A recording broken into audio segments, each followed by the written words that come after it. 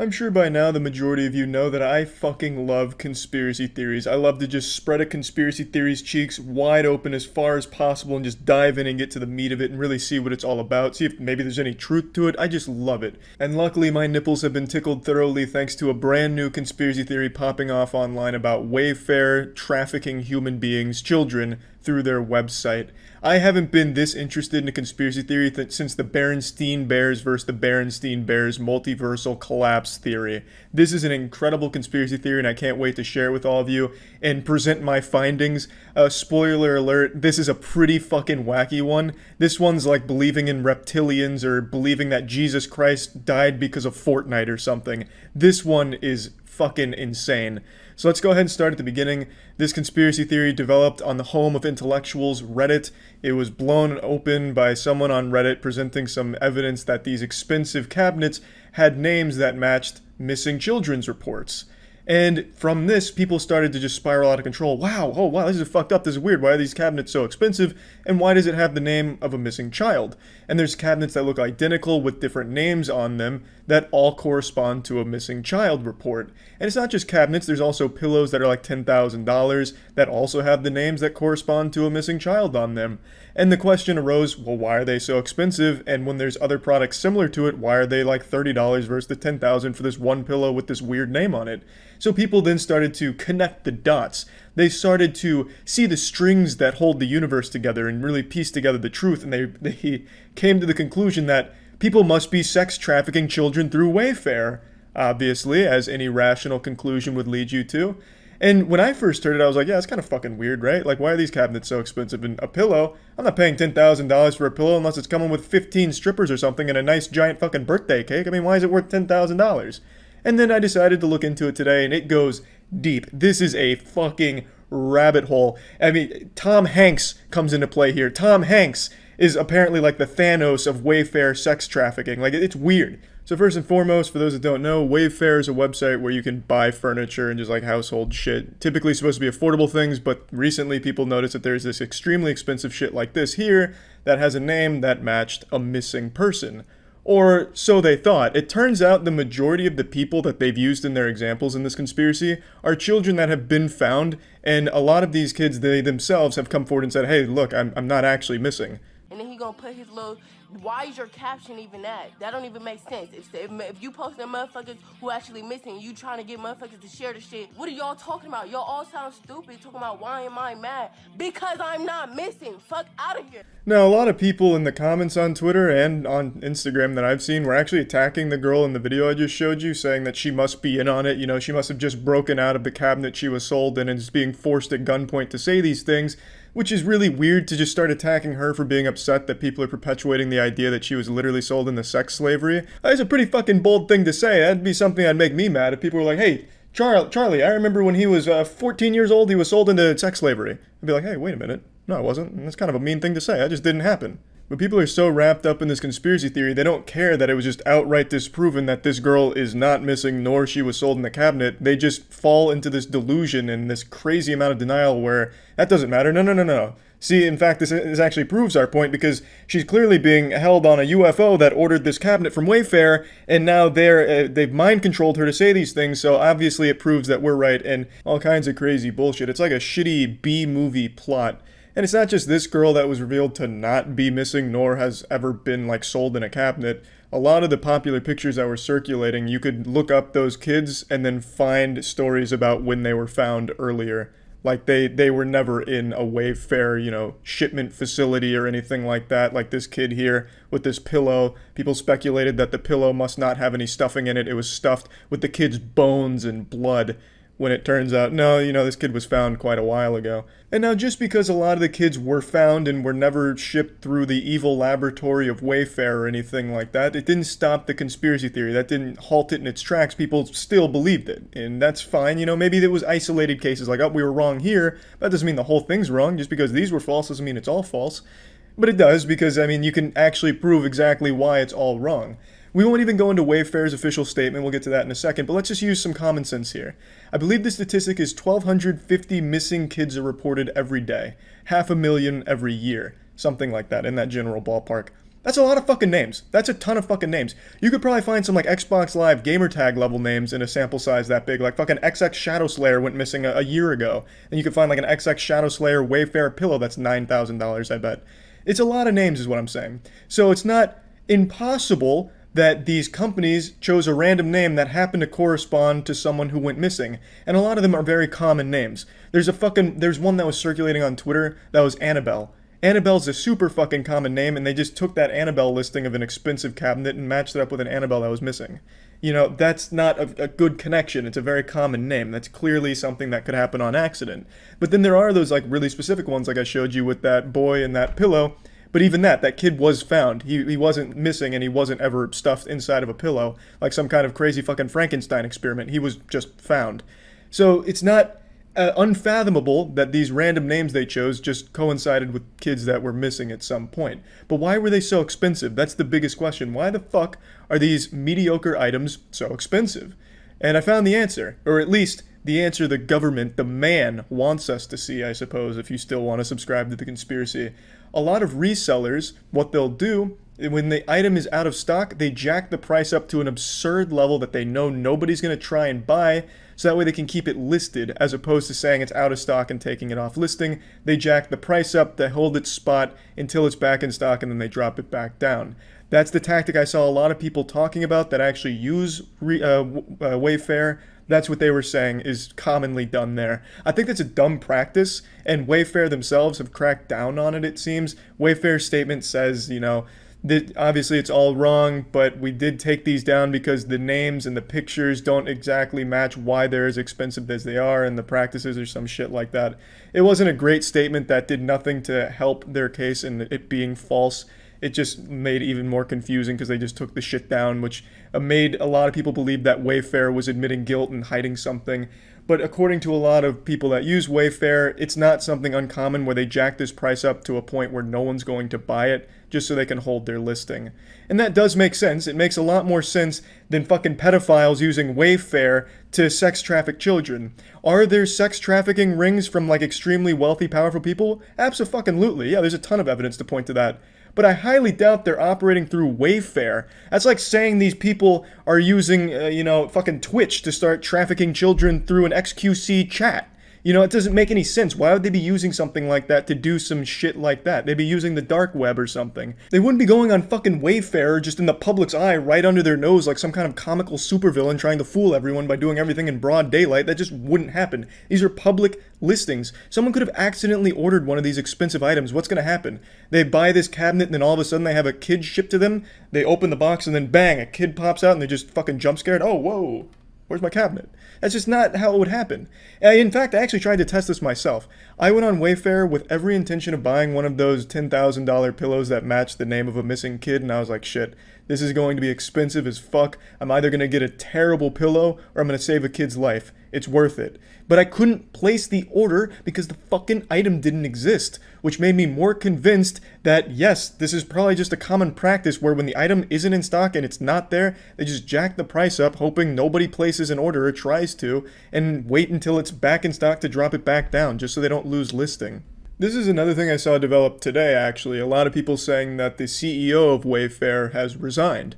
Well, the problem with that is it's not true. He hasn't resigned. There's no reports of him resigning. Unless this Twitter account right here is like working with the, NSA or some shit, the CIA, and he's got some insider information, then I don't know what to tell you. But according to every possible fucking source, the guy has not resigned. He is still the CEO of Wayfair. So this is just an outright lie. Now we get to the main course. Everything I just told you about this conspiracy and all that shit, just an appetizer. Now it's time for the entree. And trust me, it's not raw. This is coming out well done. Tom Hanks, the puppet master. Beloved actor? No.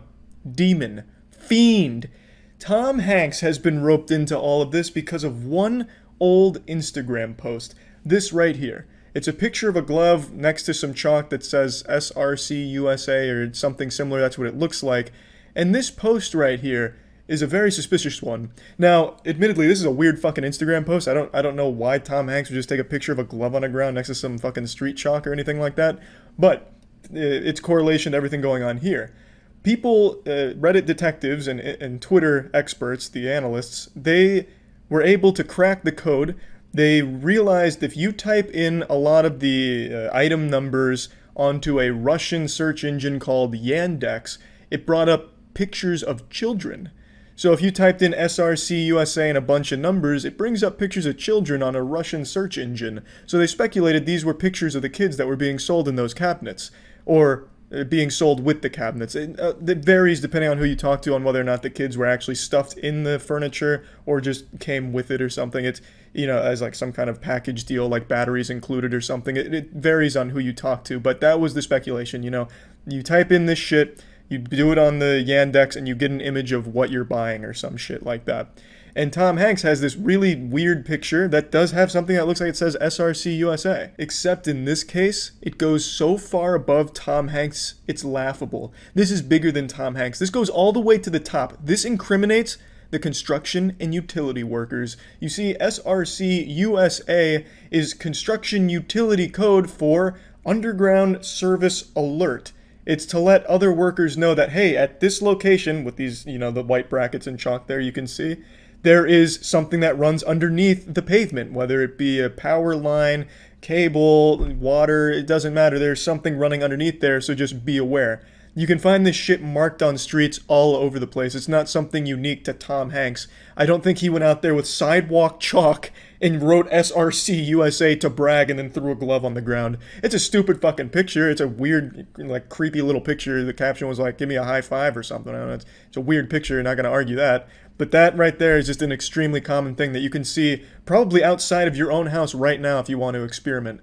It's nothing unusual because it's actual just construction utility code. And that pretty much sums up Tom Hanks' involvement because of that one Instagram post. I don't think it goes any deeper than that I could find.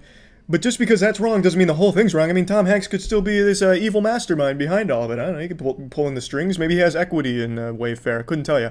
But in this case, I don't think Wayfair is selling human beings through their website. I don't think that's what's going on here. But again, just because everything about this conspiracy theory is wrong doesn't mean the conspiracy theory's wrong, It's 2020, baby. We believe anything, whether or not it's factually true or not. Who gives a fuck? And that's about it. See ya. You all know I'm a big fan of conspiracy theories as long as they're harmless, fun ones such as, reptilians controlling the world, talking about like zippers on the sides of some powerful people's necks that reveal a giant lizard underneath the human skin suit. Flat Earth is always a classic fun one to play with. But then there's they're very dangerous ones, and I think one of them that's really taking a huge upswing in the amount of people that believe it is 5G causing the coronavirus. A month ago, this was a fucking joke across the entire internet. But now, in the last month, everyone's quarantined, locked down, desperate, bored, and I think they're getting fucking dumber.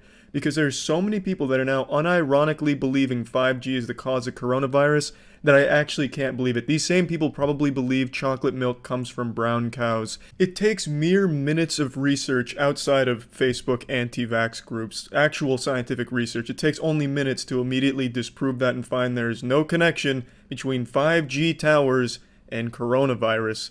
That shouldn't be shocking to the majority of people, but to some people, I'm speaking blasphemy. I am a puppet of the Illuminati to some people for saying that, because these people see the truth. These high school dropouts that failed every fucking course, no, they're the ones that understand the 5G connection to coronavirus, not the scientists, not the experts. These fucking limp-dicked fucking idiots sitting in their basement for fear that the government's listening to them through their alarm clock so they have a tinfoil hat and condom on. Those are the real intellectuals. And they're spreading this kind of shit on the internet, which is laughable and it's fun to make fun of. But now they're starting to set cell phone towers on fire? It's fucking crazy. It's getting actually dangerous now. So, how did this start? I'm not here to be a fucking science professor, so I'm not going to tackle every angle of this. I'm just going to point out the most common and the most obvious fallacies in this logic of 5G being the coronavirus culprit, the one that's really controlling it all, and how the government, big brothers, got us under their thumb. They don't want us to see the earth is really flat, so they're using coronavirus to keep us inside and erect more 5G towers. We'll start with the origin of this conspiracy, at least in regards to coronavirus. In China, Wuhan, a 5G tower was rolled out at the end of 2019, so just a little bit before coronavirus broke out, and people are attributing the tower as the cause. That is ground zero of coronavirus. The tower caused it. That's pretty much where that logic ends. And then as it spreads to the United States, they're saying the 5G towers are the cause of coronavirus in the US. not because it's contagious through, spreading and being around people, but because the towers themselves are emitting too much radiation and it's causing the coronavirus, and the coronavirus itself isn't even real. It's a made-up hoax to cover for radiation poisoning. I've spent a few hours researching the conspiracy theory and looking around what everyone says on Twitter in these circles that truly believe this stuff, and they seem to all agree that coronavirus itself isn't real. What it is just radiation sickness, because the symptoms of radiation sickness are similar to those that are being reported with coronavirus. So that's basically the whole conspiracy in a nutshell.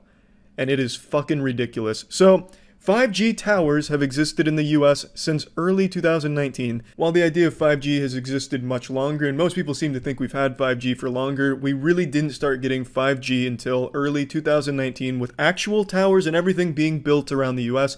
Those aren't make-believe.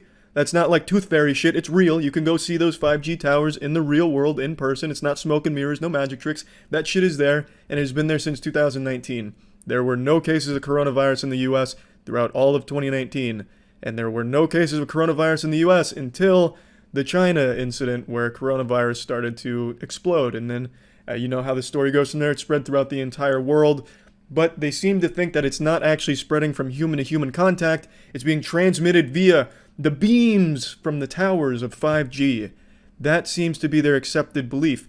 I'm going to immediately poke a hole in that. Israel has 7,400 cases of coronavirus with 39 dead. Israel has no 5G towers. None. So how the fuck can that happen by this logic? Some enlightened Twitter users will be quick to point out that the radiation sickness was transferred. Someone who was infected by a tower in the US or some other part of the world traveled to Israel and started spreading it that way. Well, that's impossible via your radiation sickness hypothesis, because radiation sickness isn't contagious. You watched Chernobyl on HBO and you think you understand everything there is to know about radiation. Well, I'll tell you one thing Chernobyl got wrong. You are not some kind of walking fucking virus with radiation sickness. If someone you know has radiation sickness, they cannot transfer that onto you. If their entire fucking clothes, their entire wardrobe is covered in dense radiation and they try and suffocate you with that, maybe. But as a whole, radiation sickness itself is not contagious. So you'd have to immediately throw out the radiation sickness hypothesis because it wouldn't be able to spread. It'd have to be coronavirus, which does exist and is very, very contagious, which is why people are being ordered to stay inside. If it was radiation poisoning, radiation sickness, it wouldn't matter if you were around 1,000 people. No one is going to catch that from you. It's easy to poke 1,000 different holes into this 5G coronavirus conspiracy. You can turn this shit into a fucking pincushion because it is so weak. But so many people still believe it just because I think they want to. They want to believe it's something bigger, like some grand conspiracy, just the man trying to keep them down or something. It's so silly. If you look into it yourself, it's going to be hard not to laugh at it because the leaps and these conclusions they draw are so nonsensical. It's ridiculous. I just picked two quick ones to point out because those are the two most obvious ones that they have really no answer for that I've seen. And I'm sure there's going to be some comments on the video that immediately disregard shit and still try and promote the idea that 5G coronavirus thing is real, which is just pathetic. But anyway, I know I don't need to poke holes in it because it's already so goddamn silly if you even look at it for a second. I don't like having to be your fucking science teacher here. I graduated from university with a human sciences degree, so I do understand a lot of this stuff. Granted, I'm not as brushed up on the whole field as I used to be, because, I barely fucking use that knowledge anymore. But I do get it, and I understand where this fear comes from. You're locked inside, you're desperate, you're looking for answers, and you have no idea what else to turn to. So Twitter has this giant fucking platform full of lunatics that seem to believe this and are promoting it as a real thing. And since you're constantly on Twitter with nothing else to do besides jerk off and read garbage Twitter posts, you see this and you start to accept it. I get it, and I'm not blaming those people. But it is a very dangerous thing to just blindly follow this shit with no science and not doing any research on it at all. Now, what I do find interesting is there is a community of real scientists that are apprehensive about 5G's implementation and the future of 5G and what health implications it could have down the line. The conspiracy side of things is using this to promote the idea that scientists are afraid of it and they think that the scientists believe that it caused coronavirus. That couldn't be further from the truth. None of those scientists that are afraid of 5G's implications down the line have said anything about it being coronavirus related, which is what I'm focusing on. The scientists' main concern is they haven't been able to study the long-term health effects of what 5G could do in the future. There's nothing about coronavirus or anything like that. This community just wants a little more research done on 5G before it's implemented, and they think it's perhaps a bit rushed. It has nothing to do with the fucking scientists thinking that it's the cause of coronavirus. Again, this isn't a small community either. If you look up any 5G video on YouTube right now, it's overwhelmingly disliked with thousands of comments saying, "This is bullshit, don't trust them, rise up sheeple, it's time we take back our lives, don't let them control our minds, don't let anyone tell you what to believe," as they're being told what to believe by somebody else. I'm all for questioning the media and questioning sources and doing a lot of research to form your opinions, but I find it seriously hypocritical how this community keeps saying, "Don't trust anyone, but trust me." It makes no sense. Like, don't listen to anyone, don't let anyone tell you what to believe, as they're being told what to believe by some dude in his shit-stained underwear in a chat room somewhere. It's fucking silly. It's very hypocritical. Again, I'm all for questioning things you see in the media and online. I think that is the most healthy thing you can do. But when you start just entering an echo chamber and only looking up things that support what you want to believe, you're not getting anywhere and you're only making the problem worse. Now, I'm only focusing on the coronavirus aspect of this conspiracy theory. It goes much deeper with 5G. 5G itself is a rabbit hole for a crazy amount of conspiracies, especially on YouTube. For some reason, it seems a lot of YouTubers and YouTube commenters really believe that 5G is this ultimate boogeyman, like this final boss that's holding back the human species. Like, 5G is the one that's keeping us from growing wings and opening our third eye. It's weird. I don't know why everyone's latched on to 5G as this mega evil mastermind shit, but they have. But in regards to coronavirus, which is all I want to focus on, there is absolutely no possible way that 5G has caused coronavirus. You can just look at data, like real time, because it's only been a couple of months. You can see that 5G had no role to play. You can pretty much trace where coronavirus started in each area that it's in. It's right there at your fucking fingertips. You only need to look for a second in real, actual fucking sources outside of bad Twitter shitposts, anti-vax Facebook soccer mom groups. Just do real fucking research and form your own opinions, but this one is very silly, and lighting 5G cell phone towers on fire isn't doing anyone any good. You're causing more damage with the chemicals you put into the air from fucking burning that thing than the 5G arrays, the beams. This fear of cell phones and networking has existed for as long as communication has, and it's always been ridiculous. It's always been silly and laughable, but Twitter is the place that now, no matter how outlandish and how ridiculous a belief is,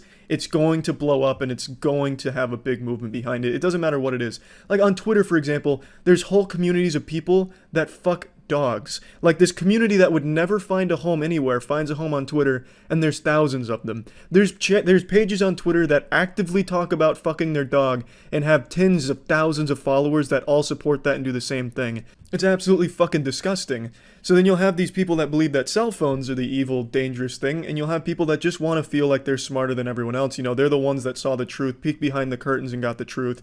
So they'll believe these things, they'll spread it on Twitter, and then people that are gullible, bored, or just susceptible to misinformation start believing it, start getting real riled up, and then it leads to just absolute chaos, and that leads to setting a 5G tower on fire for no fucking reason. It's just crazy shit. I don't get why people are targeting 5G for coronavirus specifically, because there's really nothing there. The only piece of evidence that's even remotely true is that there was a 5G tower built in Wuhan a couple months before coronavirus outbreak. There's another thing I see tossed around how this one's just so fucking stupid. This community plotted out every major pandemic or every major flu and correlated it to mobile towers and networking, as if that has any correlation at all. So they have like the Spanish flu and then world's first prototype mobile network. Coincidence? No, I don't think so. And there's like 6 of these and it says 6 coincidences? That's impossible. It's just so fucking stupid. You can go through history and correlate every single one of those pandemics or flus to something else too. Peanut butter sandwiches invented in 1914. 4 years later, Spanish flu. Interesting. Peanut butter and jelly sandwiches start getting packaged in the next one. It's just dumb. This is just such fucking terrible research and evidence. and yet people are believing it at face value, probably just out of boredom from quarantine. But I just wanted to talk about it because it's got me fucking fired up, because this shit is just wacky. This isn't the same kind of fun to laugh at conspiracy theory like flat earth and all that. This one has people believing it's fine for them to go outside and just spread fucking shit all over the place, especially in a time of pandemic like this, because they're convinced they know the truth that it's the cell phone towers, not coronavirus, so then it has them hurting everyone around them. I think it's just terrible. So I just wanted to talk about that. That's it. See ya. What are your thoughts about the whole eclipse situation on April 8th? So many political and biblical theorists are going nuts about it. What the fuck are you talking about? What kind of... Like, I understand maybe going, like, rapture for that, like, going down that path. We've seen that before. But what do you mean political theorists are going nuts over the eclipse? What could that possibly be in a political sense? What do you mean? It sounds like some absolute made-up nonsense on TikTok. How the eclipse ties into the Clintons or something. Bro, I work at a hospital and we're planning for it like it's the apocalypse. That is so concerning to hear. You work in a place of science. Why would you be planning for an eclipse like it's about to be doomsday? What? Okay, is there something special about the April 8th eclipse? What's happening? Is the Fire Nation about to attack with Sozin's comet? Like, I'm so confused. What? It doesn't even seem like it's particularly special. I mean, here's what not to do during the total eclipse on April 8th. Total solar eclipse on April 8th. Millions of people from Texas to Maine preparing for a once-in-a-lifetime event that want to ensure they enjoy it safely. Total solar eclipse happens when the moon passes between the sun and the earth, completely blocking the sun's face for up to several minutes. Do not look directly at the sun. You don't fucking say, huh? Except for the lucky people in the path of totality, it is not safe to look directly at the sun without proper eye protection, and sunglasses won't cut it. To safely view the total solar eclipse in 2024, you'll need glasses with solar filters, also known as eclipse glasses, or with handheld solar viewers.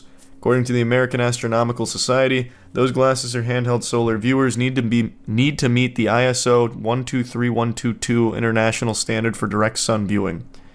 Only when the sun is covered completely will it be safe to remove eclipse glasses, and they must go back on before the partial eclipse resumes and portions of the sun become visible again. Even if clouds obstruct your view during the April 8th total solar eclipse, special glasses or handheld viewers still need to be used. Cloud cover is not enough to protect your eyesight from the sun's rays. Classic fucking deep state trying to prevent me from getting superpowers from staring directly at this total solar eclipse. And I'm not gonna let the government dictate what I do and do not wear when looking directly at the sun. TikTok wasn't around in 2017, so we didn't get all the brain rot eclipse takes. Can someone... To the guy who said there's a lot of political theories regarding this total solar eclipse, can you send me one? Like tweet me one real quick so I can take a peek? Because what in the world? I don't understand. I can't even wrap my noodle around how that could make any sense. Employees at my dad's workplace said their local priest told them that the eclipse will result in 3 days of darkness, which is what allegedly starts the apocalypse. See, like, that kind of stuff I get. That happens all the time, anytime there's a solar eclipse. Like, there was that radio host who convinced his followers that rapture was coming in a month, so everyone quit their job, bought an RV, and went on a road trip and waited for themselves to die, be taken to heaven, and it didn't happen, and the radio host was like, damn. Must have got some wires crossed, I guess. Like, that happens all the time. Big thanks to Opera GX for sponsoring this video. You know how much I love Opera GX. If you ever tune into any of my streams, you'll see Opera GX exclusively being used because it's the browser I use for everything. I think it is the best in the business. It has tons of fun customization features to really make it feel like your own. It has a ton of really useful tools like a built-in ad blocker, which really comes in handy with the modern landscape of the internet, which is basically unusable without an ad block. And it has a lot of other really helpful tools, such as the ability to import your current settings from whatever browser you're currently using into Opera seamlessly, which makes it super simple, super seamless. Just very great browser all around. It's also very light, so it's not going to be tanking your performance if you're playing games while having Opera open. You can keep all of your messaging apps in the Opera browser, so it's nice and convenient. Also, there is a mod for me in there. I have my own Opera GX mod, and it gives you a wallpaper and some really fun themed sounds around myself. Yeah, baby! So yep, I think it's good fun. The Critical Moist mod goes pretty hard. Again, big thanks to Opera GX for sponsoring this video. Definitely check them out in the description. Remember when the world was supposed to end in 2012? Yeah, but at least that one had, like, historical backing because of the Mayan calendar. I remember being a stupid kid back then, and I was like, man, the world really might end. Like, I get that. You go back and look at the Mayan calendar. They were very smart people. The calendar ends here. It must mean that's when the world ends.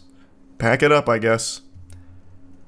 I was a freshman in college during that point, and I was still a virgin, and I was like, damn, it's gonna suck dying a virgin. I did everything I could to make love before that day came, the day of judgment. I used to go out every weekend praying for the best. But when that day rolled around in December of 2012, I spent that day playing Halo 4 with a buddy of mine, knowing that if I'm sailing into Valhalla, it's going to be in the saddest manner possible. The Eclipse is just Joe Biden's domain expansion. That's why there's political theories. Yeah, it's Dark Brandon. He's casting his infinite Tsukiyomi. So fucking cool. Actually, I wouldn't be surprised if that is the level of the political theories on it. Oh wait, there was more to this. Solar eclipse travel could be treacherous. What, like driving at night? Like driving in some darkness? For those living in the narrow path of totality, little if any travel will be necessary to take in the full astronomical event. However, people across the US and likely the world will descend upon communities that aren't used to the popularity, and that has officials concerned. So much so that cities and towns have issued disaster declarations or declared states of emergency, while others have decided to close schools due to the expected increase in traffic and to keep kids safe from distracted drivers during dismissal time. I see. So this is why your hospital's prepping. Anticipating a bunch of fucking brain-dead zombies are just going to be too busy looking up at the sky and flooding areas that have like a totality view of it and just causing a ruckus and getting themselves hurt. I see now. You and the boys should make a video on who can look at the sun the longest during the eclipse. Actually, that's such a good idea. You know what we should do? We should do perineum tanning for it. That's the taint greasing, not taint greasing, the taint sunbathing, where you put your legs over your head and have your balls and shit facing the sun. I bet you'd get a crazy boost in testosterone from a total solar eclipse blasting you. Should have you be like the Hulk from gamma radiation or something. The sperm would go blind. Yeah, it'd be so powerful. I'm in the direct path, and certain drive-ins and movie theaters are holding little tailgating events. I like how we're talking about it like it's a fucking asteroid hurtling towards Earth. I'm in the direct path, meaning I'm in a really good spot to look up at the sky. Well, that's cute, though. That actually sounds wholesome. Please look up the red heifer cows. That's the issue. Wait, I actually know that. I actually know a little bit about that. But what does it have to do with the eclipse? I keep seeing people tripping about the eclipse and some red cow sacrifices. Some dude in Texas claiming to be a Christian sending cows to Israel for a Jewish sacrifice to usher on the rebuilding of the Third Temple. Pardon? I checked into it. Here are my thoughts if you care to listen. Take it with a grain of salt. I'm no expert. Can you even really be an expert on sacrificing red cows? It's nothing to be concerned with. There will be an eclipse and some extremists are going to kill some cows. If you're a conspiracy theorist and a Christian that was concerned, don't be. No man is going to get Jesus Christ to return. Only the Father will tell him when it's time.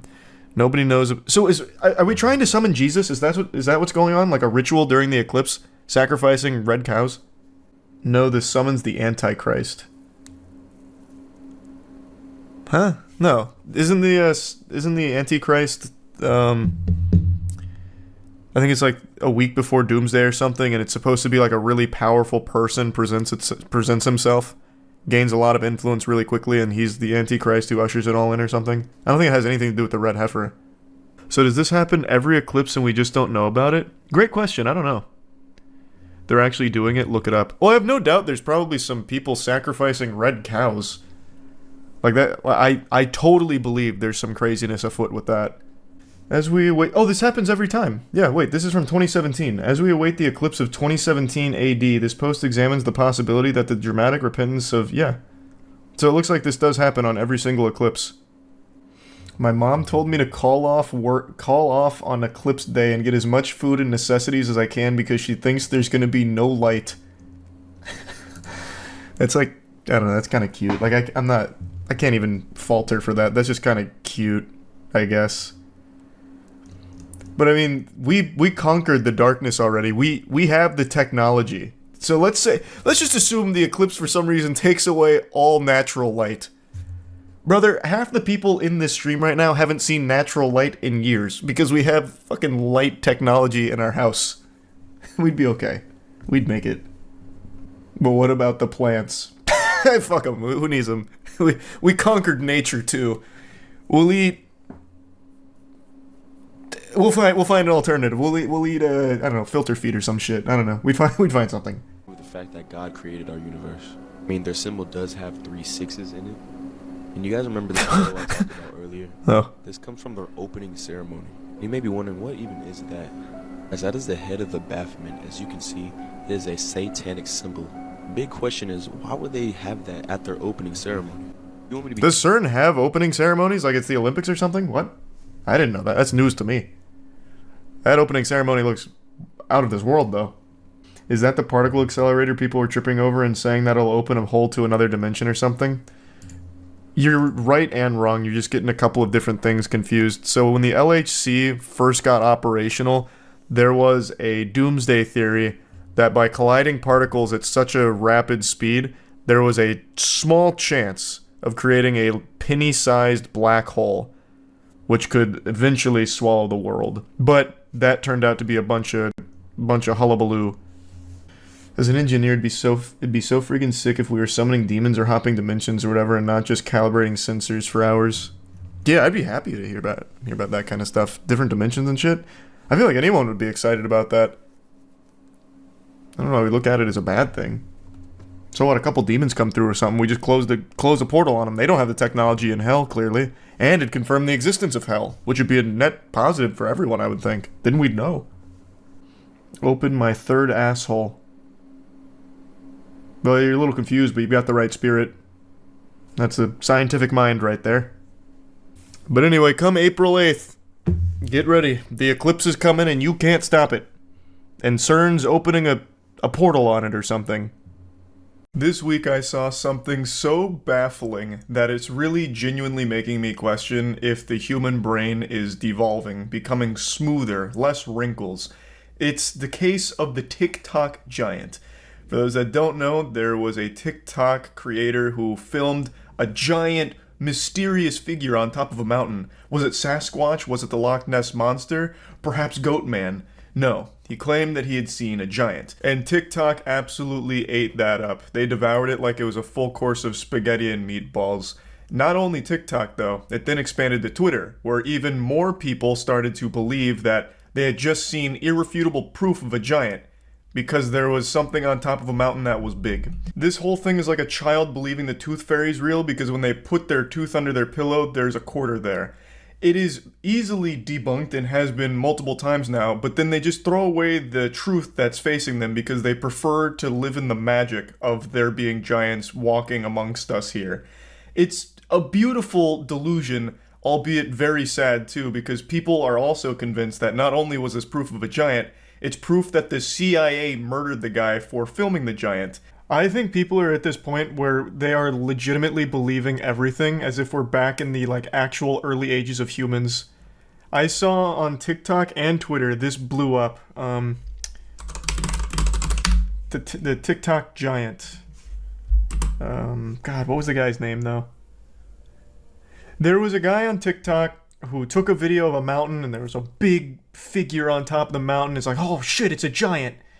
And then people believed it. They're like, we've seen the proof, the giants are real.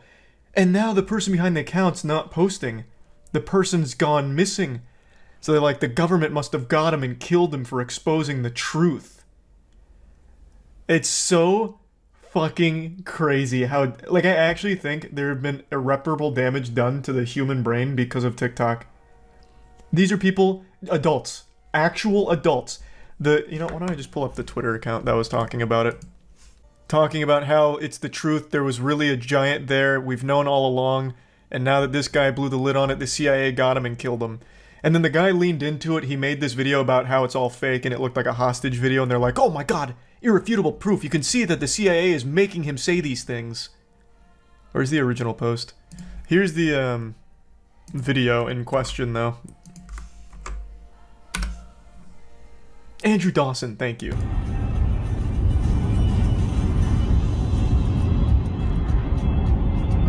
Oh, it's a giant! Person, dude.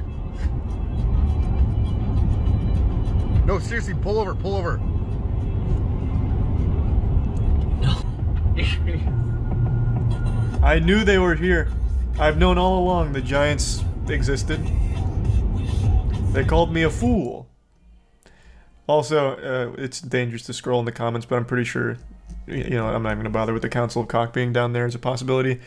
Someone went on like Google Earth. They went over that mountain. And it turns out it's just a tower. It's just legitimately just a tower. But that didn't dissuade the believers. So what they're saying is they must have built the tower after this video came out in order to hide the truth that there was a giant there. I shit you not. That was their explanation for it being a tower over there. They said that they made it. They put that tower in place in order to obfuscate. But this is what's on the other side.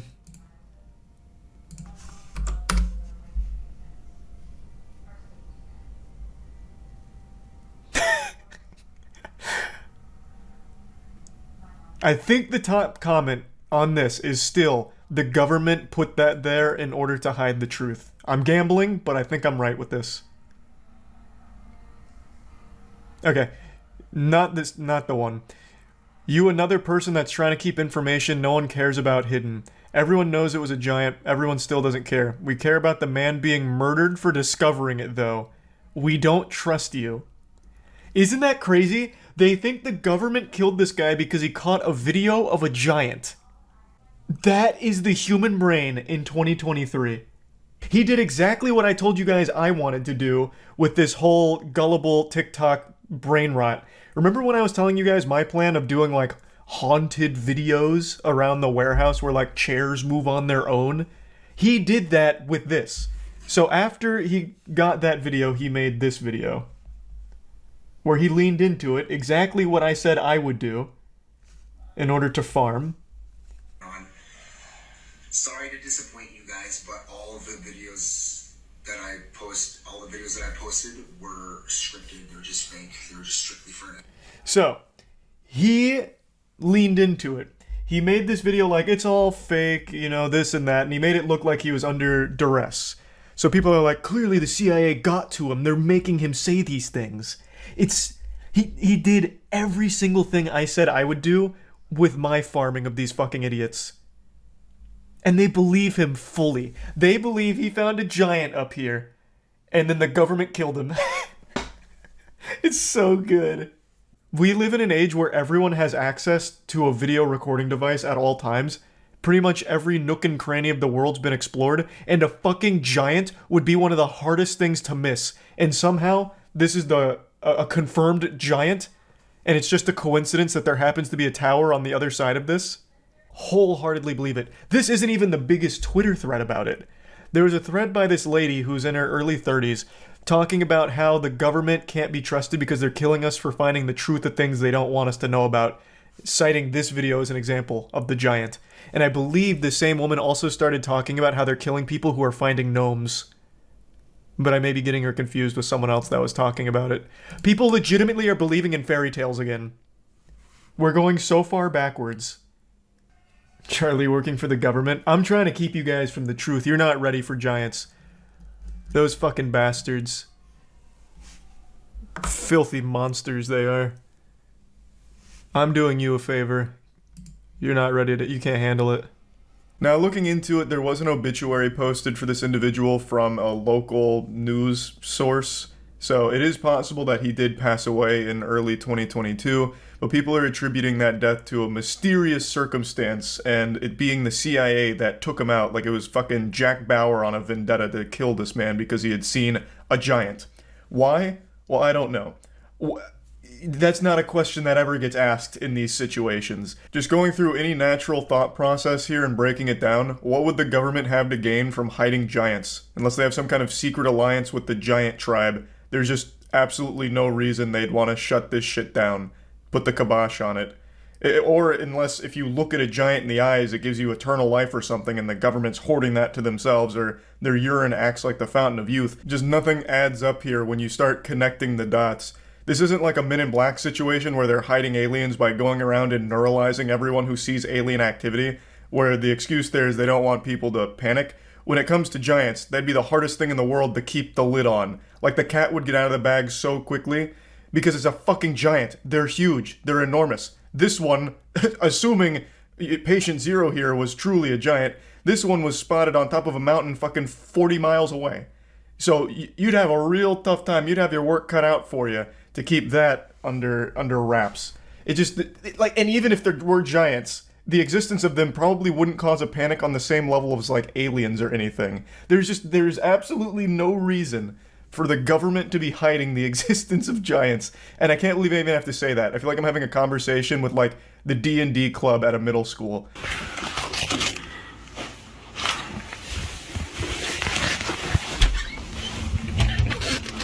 I think that's the same vehicle from... Hey! Now let's break down this little humdinger here. People use this video as proof that the CIA was hunting him down and stalking him because he made this video. He's very clearly leaning into it, if you ask me. But let's do a basic thought experiment here. How likely is it that this is staged? Very. It got millions of views, so there's real incentive to play on it. How easy would it be to fake? Extremely. All you need is your friend to sit in a car outside and then drive away when you come out and yell at them. Like, just look at the video. There's just a random car out there with their lights on. So if they're stalking, they're doing a terrible job. They're just sitting right in plain view outside of his house with their lights on. That'd be the worst tale ever. They would be fired from the CIA immediately because they're fucking terrible at their job. Like, at that point, the CIA might as well have a sign out there saying, "We're watching you. Honk if you like government surveillance." Like, this would be genuinely the worst stalking ever from the CIA. And then the guy comes outside and scares the car away like a flock of pigeons on the beach. It's an extremely easy thing to stage. Where's the proof that that is some kind of unmarked CIA vehicle and an operative in there stalking him? The video just starts where he looks out the blinds and the car's already just sitting there in front of his house with his lights on. I think this is so clearly staged in order to play off of the success of the giant video, because it got a lot of attention and a lot of engagement. Now, he hasn't posted on TikTok since 2022, and like I said, there is an obituary posted in a local news source, so it is very possible he did pass away, but I will tell you right now, I highly, highly, highly doubt the government had anything to do with that. Because, again, there's no such thing as fucking giants out there. Sorry to ruin Christmas, but it's the truth. It's a tough pill to swallow, but one you've got to grow up and take right now. I would love if there were giants out there. No one would be happier than me. I would absolutely be ecstatic to learn that giants really are out there and they're coming back. You know, and then they start their own sports league or something. It'd be amazing. I'd be super excited about that. I'd also love if there was a such thing as psychics and telekinetic abilities, as well as being able to form a Kamehameha ball in the palm of my hands if I focus real hard. I would love all of that kind of fantasy shit to be real. But it's not. So there's just nothing the government would do here about a man filming a video claiming he saw a giant, because giants aren't real. So they're not gonna fucking care. It's not like he actually exposed a government secret. They'd have no reason to go silence him. This is just a wild case of people believing anything and everything they see, for no reason other than they have fun believing it. And then they fight tooth and nail for it, even when they are faced with the absolute truth of what the situation is. It's wild. So yeah, I just wanted to talk about this a little bit. That's about it. So yeah. Yeah, I love conspiracy theories, but this shit is getting out of hand. There's a new insane conspiracy every single day, just some wacky, goofy shit.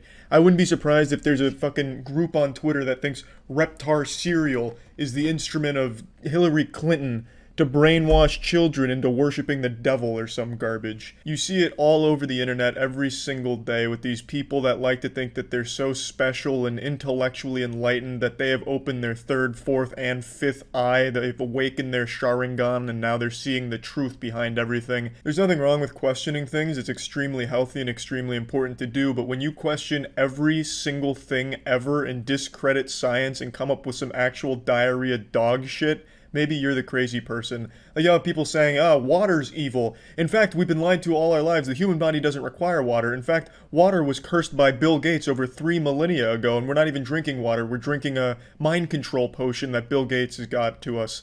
In fact, the only fluid we should be consuming is a Diet Coke via enema, Please join me, enlightened brothers, and you'll have like 50,000 people on that Facebook page that all agree with that. It's just crazy shit. Like the Wayfair conspiracy is another big one where everyone said they were human trafficking people in fucking wardrobes and shit and pillows. It's actual nonsense, but everyone likes to think that they're seeing the truth, which is what makes conspiracy so appealing. And once you get ingrained in a conspiracy, once you start believing in it, you're never going to change that belief, or at least the majority of people don't. Like flat earthers, for example. Flat earthers are like Looney Tunes villains that can't do anything fucking right to support their point.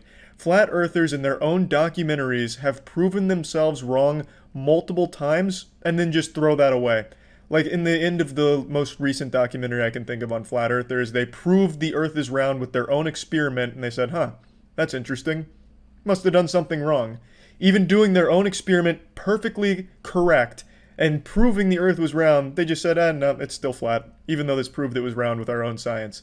You can't convince people of these things because they just don't want to believe it. They'd rather stay believing in some garbage to make themselves still feel like they're special.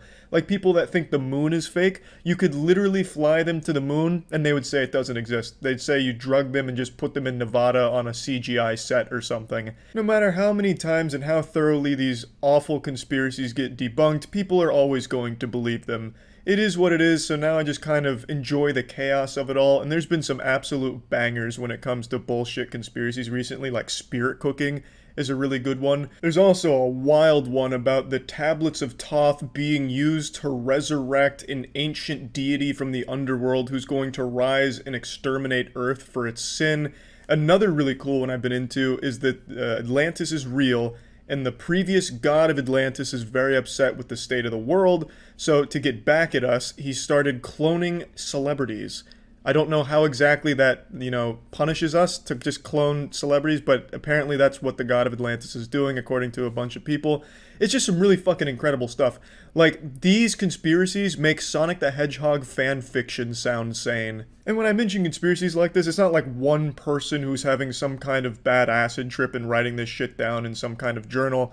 It's communities of people that believe this. I'm deep into conspiracy Facebook groups and stuff, just kind of reading about all of it and getting a little bit of a giggle out of it. But admittedly, it is sad to see people genuinely believe some of these things and be fearful of this boogeyman who's coming from like the 12th dimension as a time-traveling pedophile to steal away people's families or something.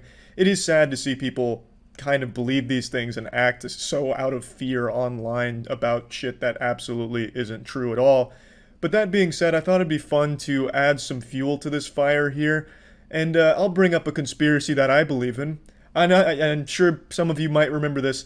Berenstein versus Berenstein Bears. I made a video on this a few years back, kind of blowing this shit wide open and spreading the cheeks of this conspiracy to get into the meat of it. And I think it's time, in the current climate of things, we reopen this one. We gotta open this wound up again and pour some salt on it and figure out what the fuck is going on.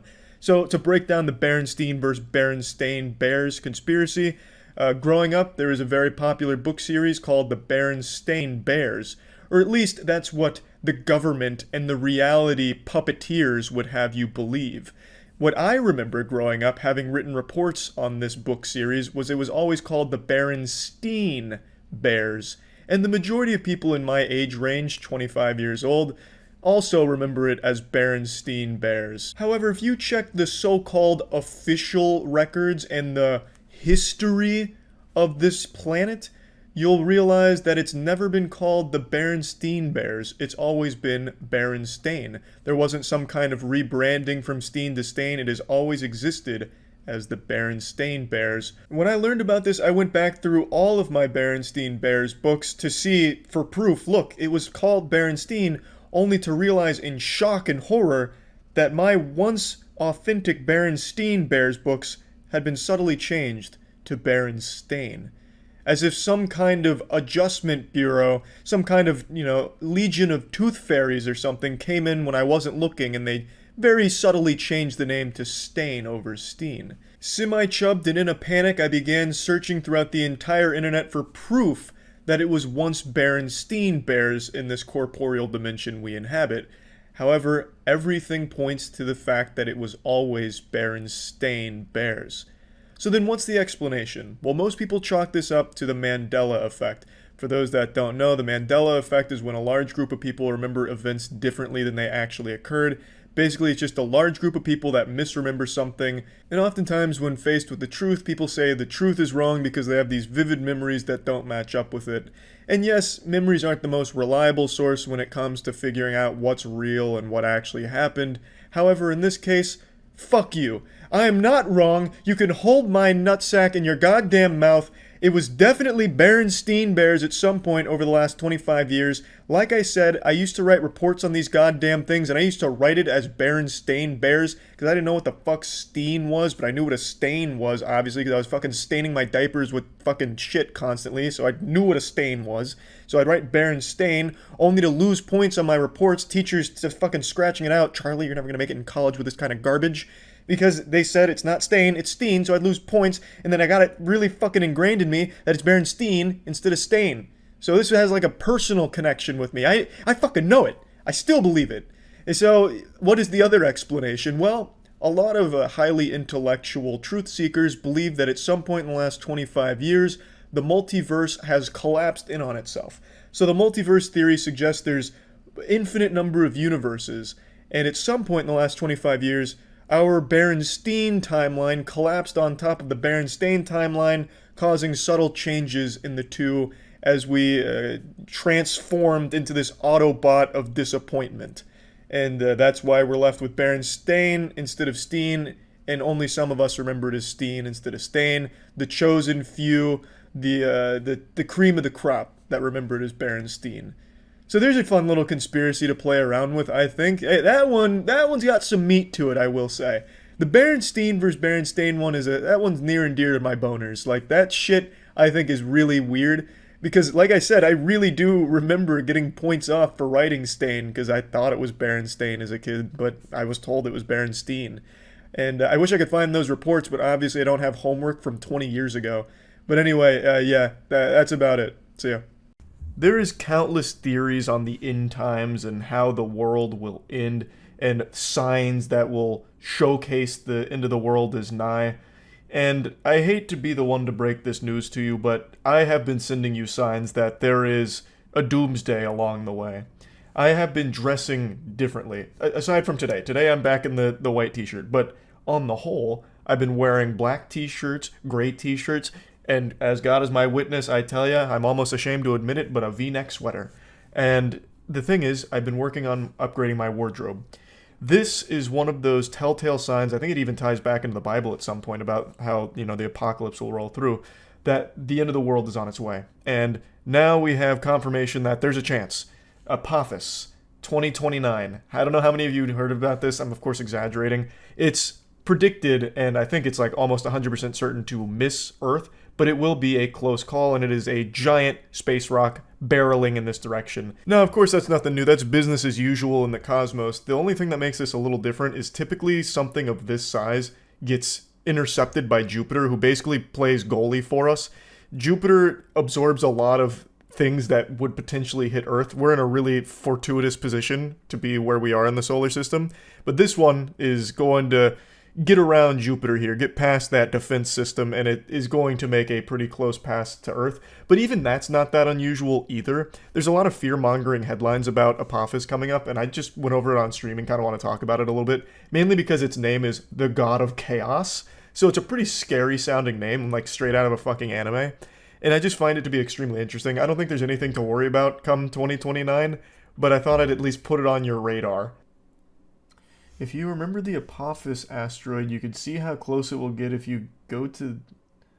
You can see how close it will get if you go to Eye on the solar system and set the date to April 13th, 2029. Well, it's not going to hit us, so I don't care how close it gets. Fuck it. But that was an interesting read when we went over that. Okay, wait. Hold on, there's a new headline. NASA launches mission to intercept God of Chaos asteroid before it scratches Earth's orbit.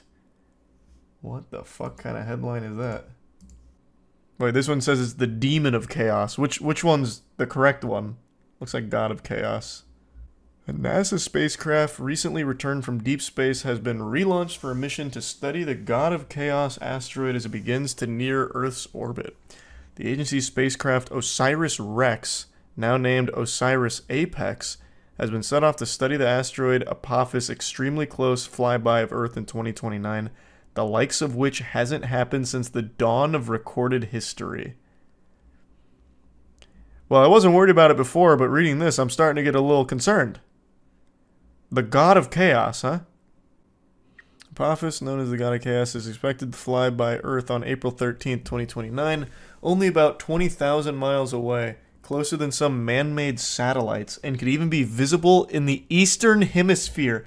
That would be the most terrifying thing imaginable. You're just hanging out outside. Maybe you're coming back from playing a little pickup ball with the boys, and you look up and you're like, oh my god, it's a fucking asteroid. That would be terrifying. They ruled it basically has no chance of impact. Well, that's what I read last time. But now, reading these headlines that they have a mission to intercept the God of Chaos, it's like, well, are we sure there's no chance? The rock, which measures about 370 yards across, only comes this close to Earth every 7,500 years. Earth's gravity will affect the space rock as it nears orbit, and OSIRIS-APEX will study the aftermath to see how its surface changes. The effects of Earth are expected to change the length of the asteroid's day, which is currently around 30.6 hours. It could also cause the God of Chaos to experience landslides and quakes. Apophis is a giant cobra, and the Egyptian demon god of chaos, the sun god Ra, fights him every night after the sun goes down. Oh, that's the lore. We know that tidal forces and the accumulation of rubble pile material are foundational processes that could play a role in a planet formation. They could inform how we got from debris in the early solar system to full-blown planets. The spacecraft will meet the S-type asteroid on April 13, 2029, but will not land on it, rather operate in proximity to it for 18 months. Not only will it look at surface changes, but it will map the surface and analyze the rock chemical makeup. Thanks for the membership, Zach. It will also go within 16 feet of the rock's surface so it can fire its thrusters downward to see what stirs up, giving scientists a peek at the material that lies below. Although the rock is still 5 years away from Earth, scientists will be watching as it nears its first of 6 close passes with the sun. Earth server shutting down? I hope not. 2029, that's way too early. Florida won't even be underwater by then. What a shame that would be. If it was confirmed to hit in 2029, what would you do with your last 5 years on Earth? Probably find a way to get off Earth. I don't know. Thanks a Prime Topaz. I wouldn't just, like, wait for it, and I wouldn't do, like... I mean, I'd, of course, do things I've always wanted to do but was afraid to, like go to Japan and all that. But I'd also just try and find ways to survive. I wouldn't just, like, you know, put it in the books. I'd be like, alright, there's got to be a way. You're afraid of Japan? I'm afraid of flying. Yeah, I guess I said that wrong. I'm afraid of flying, which prevents me from going to Japan. Bro just wants teleportation. Absolutely, who doesn't? That'd be the best invention we'd ever come up with. Teleportation would be the handiest thing imaginable. I couldn't think of a more important discovery. You jump right at impact so you wouldn't die. Oh, you'd get iframes. So when the asteroid hits, you'd survive. Interesting. But I feel like it'd be a lingering hitbox. It's not just going to be the impact itself. It'll be everything that comes after. So you probably wouldn't be able to outlast the hitbox. I really feel like we have to have the ability to destroy an asteroid, right? They can't be that strong. It's just a fucking rock. It's just a space rock. It doesn't even have conscious thought. It's not even sentient. I feel like we could absolutely just blow it up. Nuke it. Maybe a giant laser. We already redirected an asteroid with DART. Did we? I feel like that... Actually, that does sound familiar. I feel like I read about that. This year, an asteroid came as close as 17,000 miles. This one is 22,000 miles. It'd be really handy if we could, like, slow it down and just bring it to Earth and just harvest it. I imagine you get so much good materials from that shit. Maybe what we need is a giant net to catch it. And like gently bring it in. Or even don't even bring it in. Just keep it in orbit and mine it. That's what they tried to do in Don't Look Up. Yeah, they did it wrong though. They should have had me theorize how to slow down the asteroid. I've got a good idea. A giant pitcher's glove, or catcher's glove. Giant mitt. Just let it blast into it. There's no material strong enough to catch an asteroid moving at 10,000 meters per second. Well, what do you know? I'm sure we have something. Maybe like a giant diamond net. Diamonds are like really strong. Or maybe we slow it down with a few nukes. Like we blast it a couple times and it's like, ooh, shit. And it starts pumping the brakes. If you nuke it, then the nuke rocks would still fall on us. Which is why we have tinier little gloves out there catching those before they get to Earth. Basically what I'm setting up is Earth with just a bunch of giant mitts. Like I'm putting us in a bubble.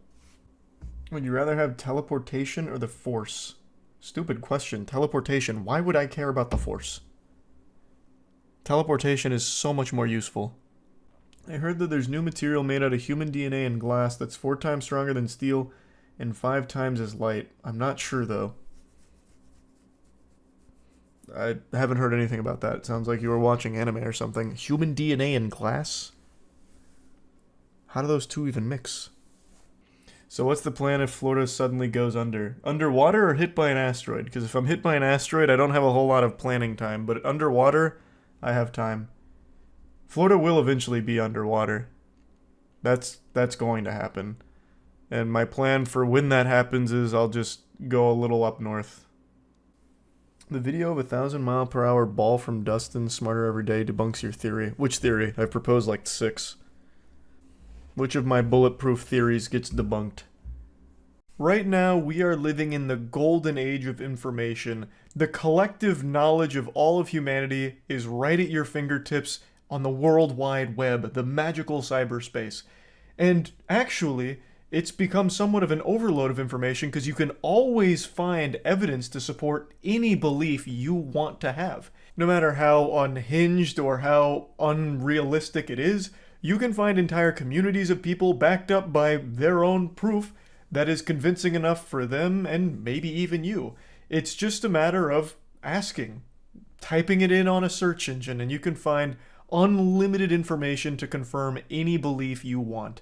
So, it's clearly led to a problem where people are believing everything and anything.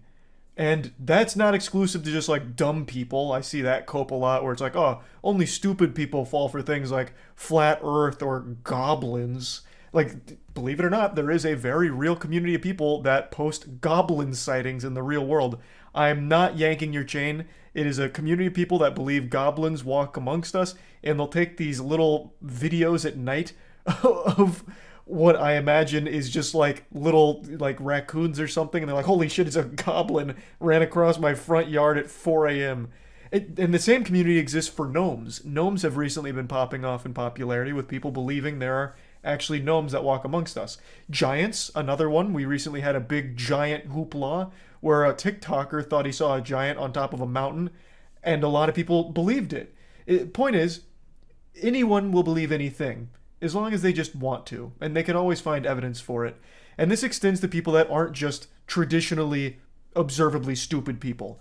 Anyone, regardless of their intelligence, can easily fall into this rabbit hole where if they hear something that sounds interesting, or maybe they just want to live in a fairy tale or, escape from reality, believe in fantasies, they can easily find evidence to cement those beliefs and have them locked into actually thinking that it's real. And they just kind of fall for it, even if they are just like actually smart people. It can happen. And this extends to even people in power, like the president of Mexico, who recently made a statement about an elf, believing that he had found a real elf picture. And he proudly posted this so-called elf evidence, and my God, how beautiful it was. Did you see the president of Mexico posted a picture of an elf he saw? Is it like a confirmed elf sighting? Mexican president posts photo of what he claims is a Mayan elf. Well, I'll withhold judgment. Let me take a peek here. A mischievous woodland spirit in Maya folklore. Jesus Christ, he's found it. That looks more like one of the NPCs out of Destiny 2 than an elf. This is like the world's most demented elf. Why does it shit look like Darth Sidious up there? How the fuck is that an elf? In what universe? Like, even suspending disbelief, like, obviously this is clearly not anything paranormal or any kind of cryptid. But, like, in what universe would this even be misconstrued as an elf? This is not one of Santa's little helpers, I'll tell you that much. It's 100% an owl doing a hunched shoulder thing. Well, bah humbug to you too, Ebenezer Scrooge. I think this could very well be like a Jawa, perhaps, from Star Wars. Maybe he was disassembling the president of Mexico's car or something and then ran away when he heard him coming. Goatman returns. Oh, no. You don't get a picture of Goatman. If you're close enough to get a picture of Goatman, you're already dead. That guy does not fuck around. I think Goatman is the only cryptid with an actual confirmed kill. Because some group of teenagers that was hunting down Goatman fell off a train track. One of the teenagers fell off and died. Because Goatman resides at the other end of a train track. One of them fell off and died. So Goatman does actually have a kill under his belt. Goatman is real and he ate my ass. Yeah, I believe it. That guy's a fucking pervert, honestly. Mothman. Too small to be Mothman and there's no giant wings. We watched an entire breakdown on the lore of Mothman. This looks nothing like him. Unless he's wearing a hoodie. It also looks nothing like this. I like how he puts the side by side though. As if it's supposed to be like definitive proof. Like, look! They're the same picture. It's the same thing. This looks like a Jimmy Neutron carving. According to the traditional Maya belief, Aluxes are small, mischievous creatures that inhabit forests and fields and prone to playing tricks on people, such as hiding things. Some people leave small offerings to appease them. Well, why would you leave small offerings? Wouldn't that just entice them to keep coming back for the offerings? That seems like a terrible plan. That'd just make them gluttonous. You're feeding them? Interesting. Hey, maybe the joke's on us. Maybe he's right. Maybe that really is a little elf. A little goofball up there. This picture is from 2 years ago. What? I thought he took the picture. I thought that was the whole point. You telling me this guy just Googled, like, Aluxes, whatever they're called? The fuck is the point of that? Massachusetts police on the hunt for a 200-pound stolen Shrek statue. Wow, that thing's beautiful.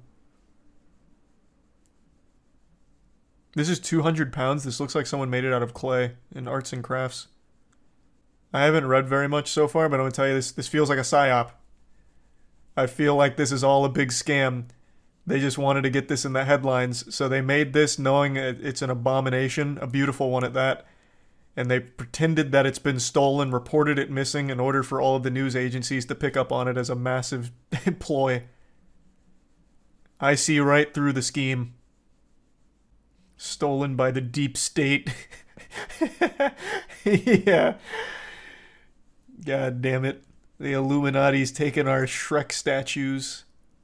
You all know how much I love conspiracies, reptilians, flat earth, the revival of JFK Jr. and his upcoming presidency announcement, 5G, Wi-Fi, reprogramming gamer DNA, fucking microchips hidden in our spaghetti. I love all of it. But what if I told you there's a new and growing conspiracy that makes all of these look rational? I'm talking about the secret space program. The secret space program, to break it down, is basically a group of people who believe that they were at one point selected by space Nazis to fight intergalactic threats, and they are augmented super soldiers that have lived on Mars for 300, 400 years in some cases. They command high-tech mechs like Gurren Lagann shit straight out of an anime, And it's people who genuinely believe this. They have their own seminars, the meet and greets, they have their own community. I was recently made aware of this thanks to a YouTuber named Oki's Weird Stories, a fantastic channel, and a lot of work went into a video he produced where he talked about and infiltrated this conspiracy group. It's truly amazing. We watched it on stream, and I'll play clips of that now, but I'd encourage you to watch the full video to get like the absolute all-encompassing experience, because I can't do it justice. There is so many layers to this onion, not even Shrek could get to the bottom. It's fucking amazing. But my god, I was blown away by what I was seeing and learning. So I've of course done my own research on it now, and it is even better than I could have possibly imagined. The secret space program is where LARPing, fanfic, and main character syndrome all collide into this singularity, this fucking supernova of entertainment. It is amazing, and it wouldn't be nearly as enjoyable if people didn't actually believe it. From everything I can see, this isn't some kind of joke movement or anything. Like, of course you have the fun ones like birds aren't real, but you all know, and not to spoil the surprise or ruin Christmas, tell you Santa's not real, the birds not real movement is made as a joke. And I know that's kind of blasphemous to say, but in comparison to the secret space program, which is taken very seriously. Person for the White Dragon Society. With me here is Chodoin Daikaku. He's the head of the world's martial arts societies, and if necessary, and in an emergency, he can summon up an army of 200 million people worldwide. This guy? This guy looks like a sex doll. Is there a human being here? Or, like, the quality's so bad I can't even tell. Is this flesh? He can summon up an army of 200 million people, and he's the head of the world's martial arts committee? Here on my right is Alexander Romanov, who is a grandmaster of an Illuminati group that claims to have started the French, Russian, and American revolutions. Wow! Imagine if someone told you they lived out the plot of the movie Total Recall. That they thought they were living a regular life until one day they recovered memories of being a secret agent fighting an evil organization on Mars. I'd say that's a fucking good man. Who is an Akashic reader, healer, and telepath. And he also remembers being in a facility that trained his shapeshifting abilities, in which I was also a participant of. He recalls Can you still experiences as a shapeshift? super soldier in Kruger, and has done training missions with zombies and vampires. Well, there was one kid. There that were turned zombies into and a girl. vampires There on was Mars? another a female that Surely we could turned cure into an eagle, zombieism. and that was used for surveillance. I myself was a blue wolf. Upon realizing this, I started to formulate a plan. What if I made up a story about being in the secret space program? Well, that's all get they onto do. James' show Yeah. and share it See, with his I mean, community. that's easy. And that's how I finally found an angle that compelled me enough to make a video about this topic.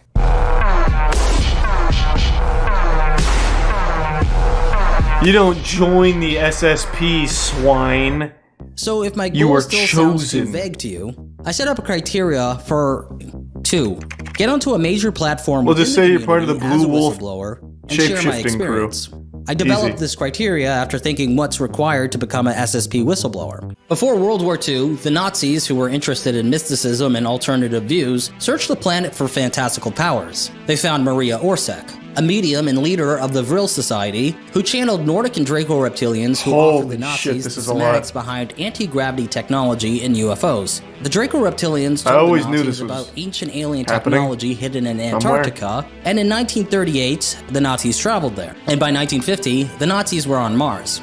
The new Schwabenlanders didn't want to support Hitler at the end of the war because they considered him Let me catch up on the lore myself here at base 211. The new Schwabenlanders. Was that like a real division in the Nazi Germany, or is that just what the secret space program made up? The new Schwabenlanders. No evidence. Bro, we don't use the E word when we're talking about the secret space program. We just feel it. They have unlocked memories, dumbass. Evidence. Fuck. What are you? Huh? Some kind of science believer? Idiot. insane. In the This final guy's lived for solution. 330 So there was years on already a Mars. split. In Okay, SSP you don't lore, understand. The Nazis capable of space and facts time travel yet. became the Fourth Reich. You don't have And the they pissed off lived to Antarctica experience. in space while refusing to proceed and began an aggressive expansion out into the solar system, setting up So is bases the entire on secret moons space around Saturn, program the Nazis? Kuiper belts, and etc. Capable of time travel, the space Germans also traveled back in time to settle on planets around the galaxy. In their own lore, they made themselves Nazis? Why? So they're part of the new Schwabenlanders? Alright, give me 1 second. I'm gonna go say goodnight to Tiana. And then maybe interrogate her to see if she's part of the secret space program and she's lying to me. Offering services to help recover secret space program related memories. At the top of the list was James. And for $200 USD, I could book a guided meditation regression session with him. Draco reptilian humanoid hybrid, and then I think I also got like Anunnaki. Do you know who you might have been in a past life? Have you heard like the Black Samurai Yasuke? You were a samurai? Yeah. Dude, hold on. I'll show you something. Check this out. That's pretty dope. And I was a gladiator. Oh no, that's awesome. Oh wow. The goal here, I want us He to could get learn to a lot from hyperspace. James. Let's put a gold sheet thought into it. Just imagine what do you think? Imagine would be Oki behind just that becomes a door? real believer. So let's start with that, and tell me what you see.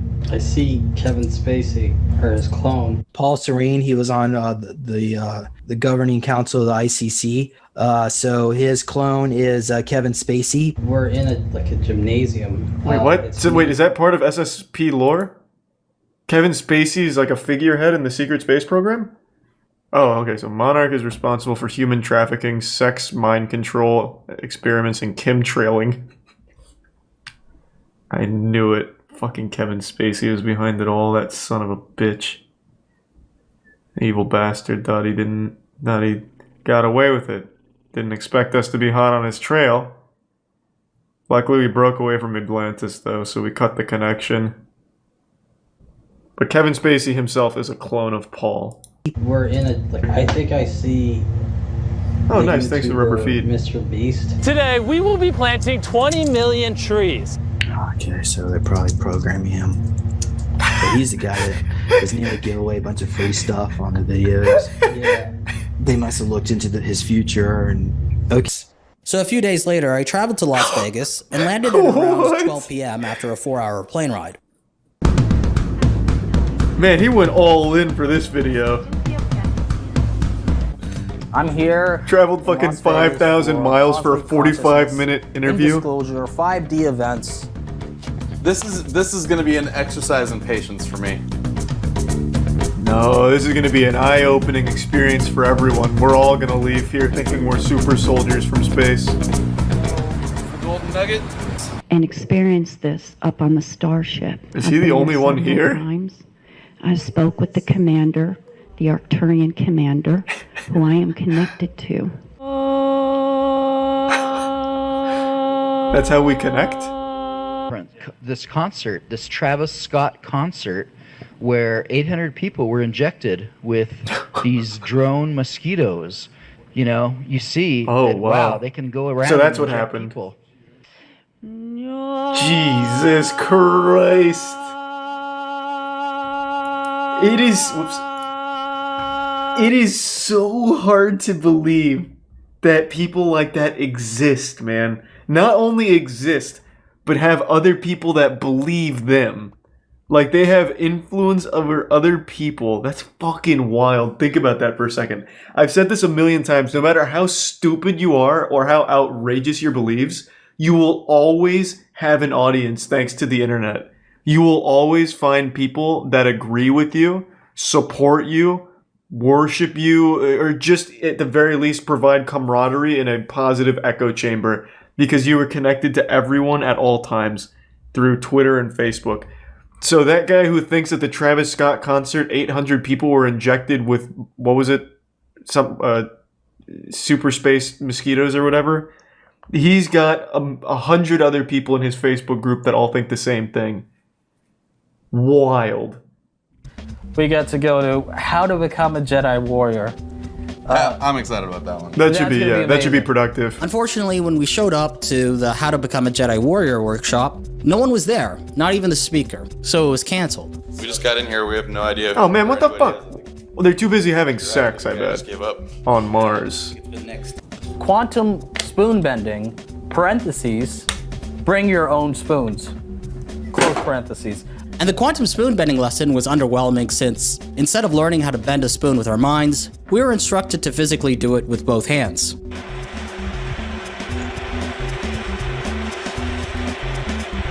What the fuck? It's real! Oh my god.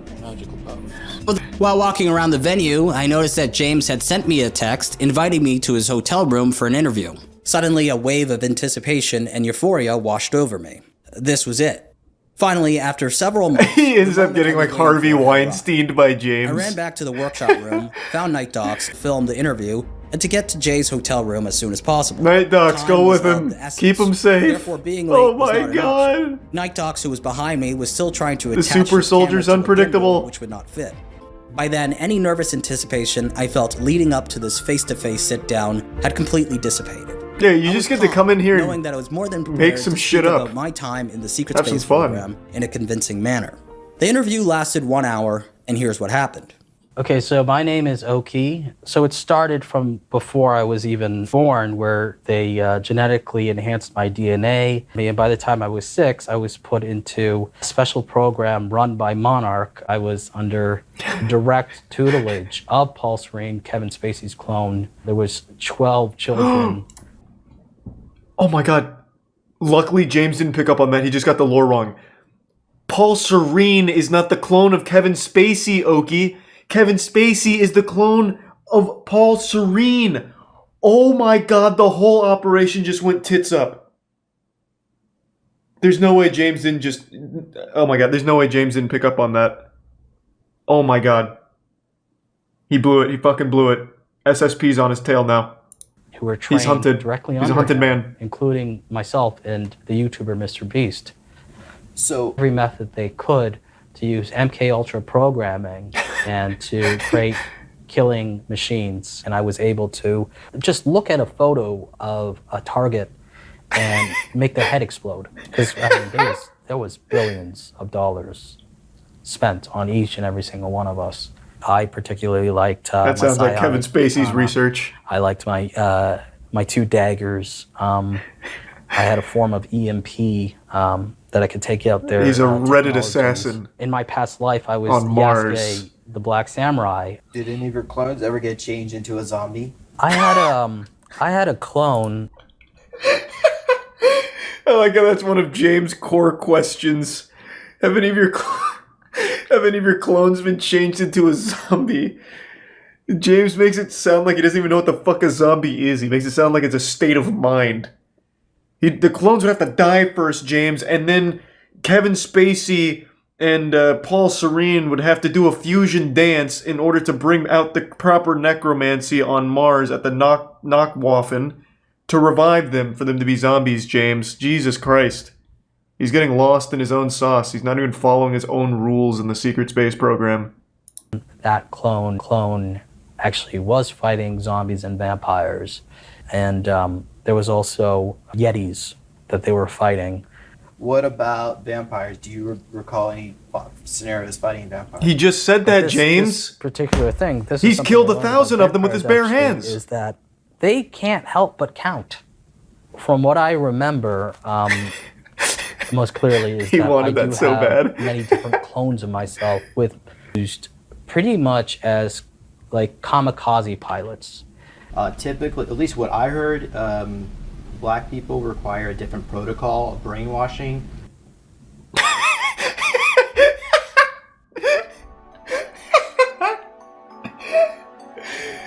Time flew by, and I was struck by the effortlessness of The super soldier is many things, but a coward he is not. He will ask the hard-hitting questions. He will go where no other space program super soldiers will. Story which I crafted. I spoke for 1 hour. He actually with ease fucking and said told my that. story so coherently.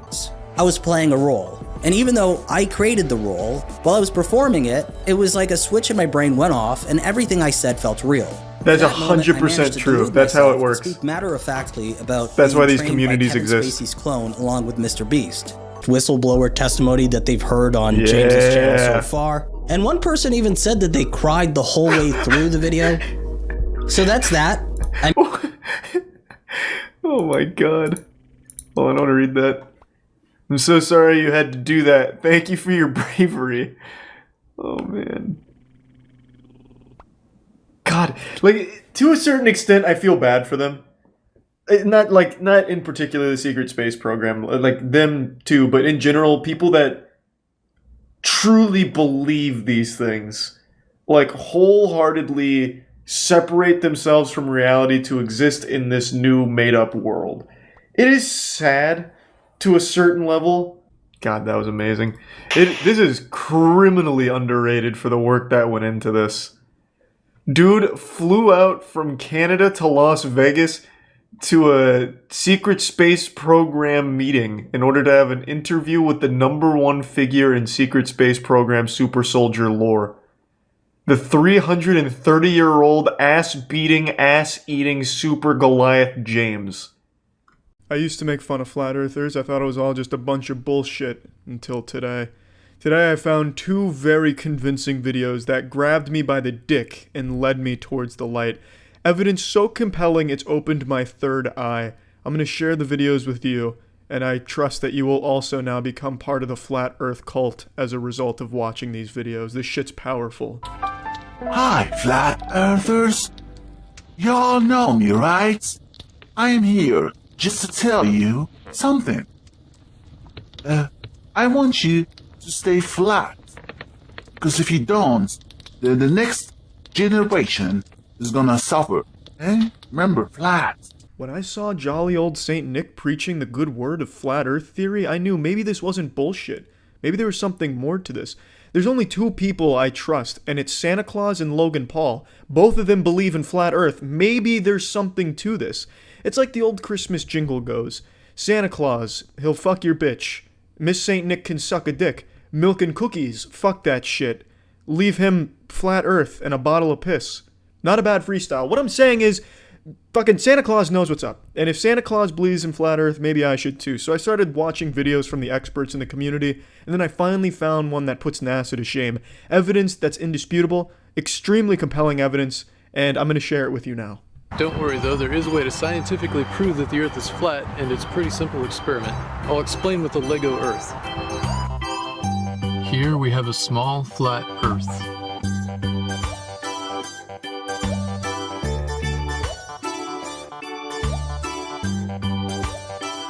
I think that's about all we need to see here. Checkmate, round earth sheep. Was that a little too much for your little reptile brains to comprehend? When the Lego set comes out, that's when you know shit's getting serious and scientific. I remember when Isaac Newton first proved gravity's existence using his Lego set and the world was blown away. And now this pioneer is doing the same, proving flat earth is true. RenderForest.com.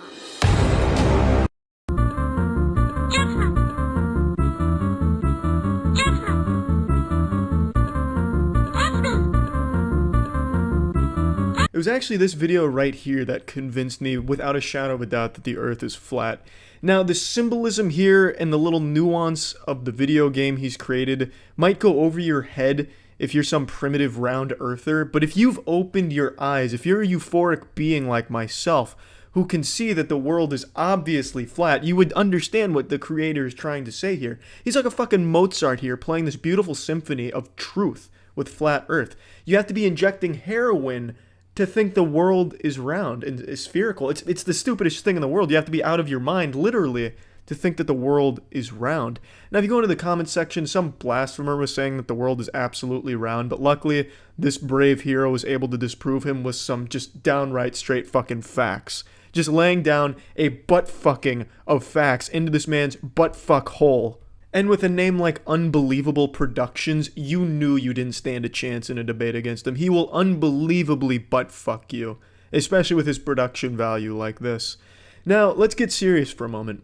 Yeah, Flat Earth is a big fucking joke. The content they produce on YouTube is some of my favorite because there's shit like this and it's always super enjoyable to laugh at.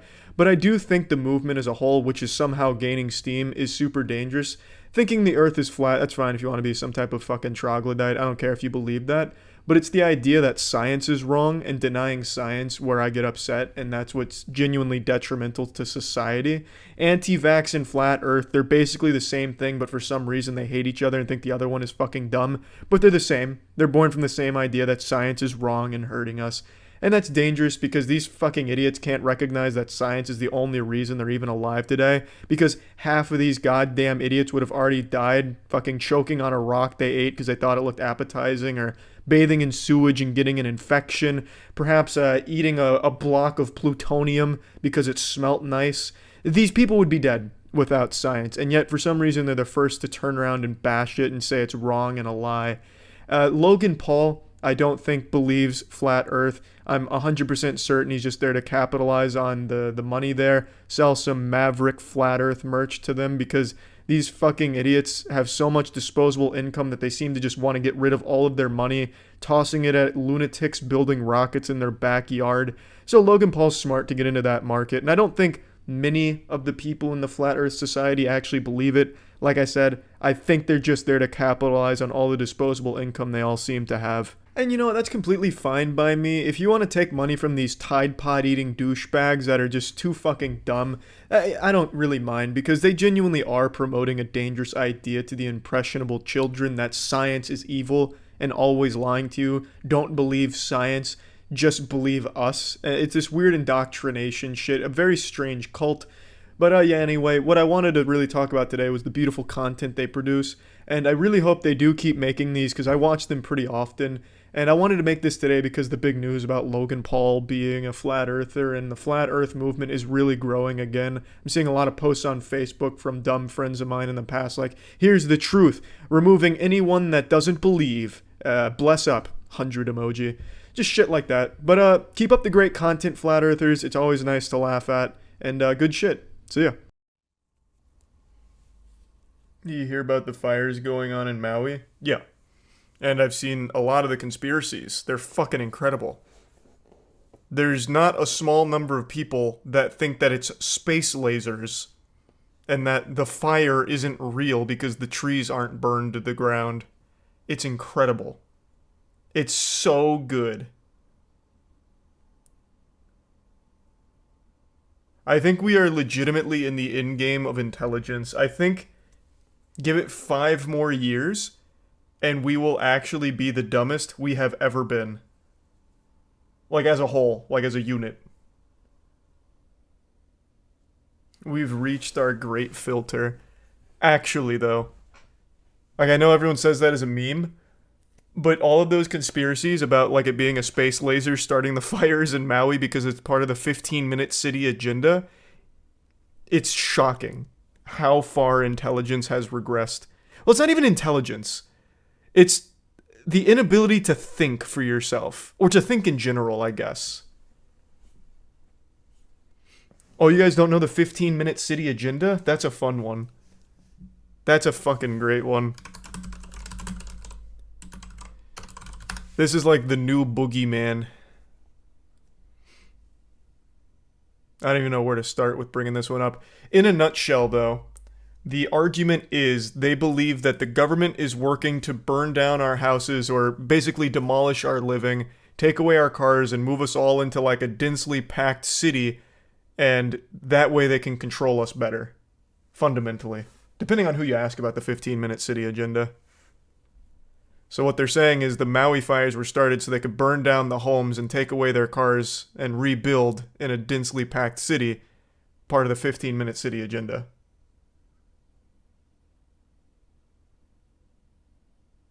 I saw two tweets that said this was caused by lasers that got 30k likes. I know.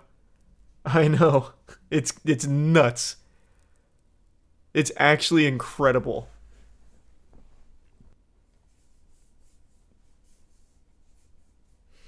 Do they at least have video proof? Nope. What they have, you'll see in most of the posts, is a picture of a building on fire with like with like a geo fucking storm laser blasting at the top of it.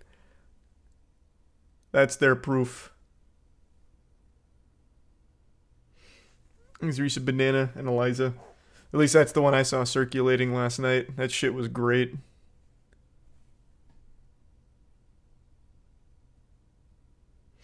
They'll believe what they want to be true no matter the lack of evidence. Well, that's what I've always said. It's just a matter of believing something because you want to, not because, like, it's compelling.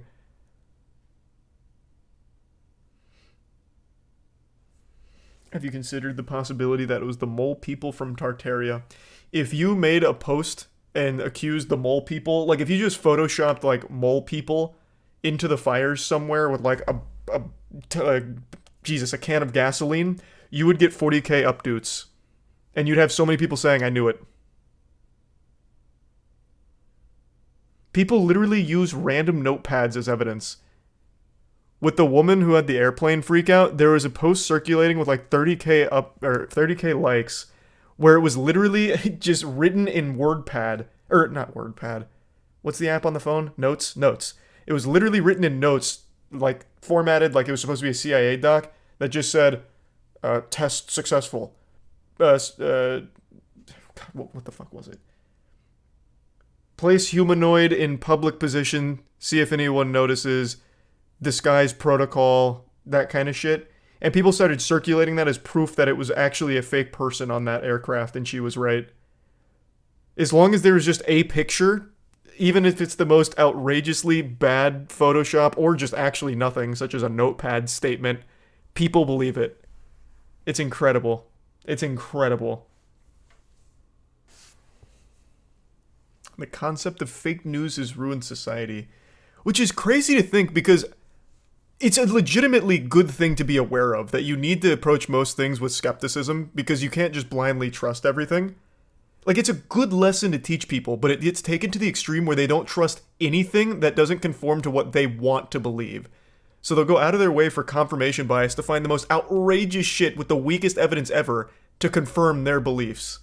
So the distrust gets blown to the absolute extreme. Yeah, I've got Ultimate Top 8 on up here. I'm watching the buzz right now. What an incredible tournament he's having.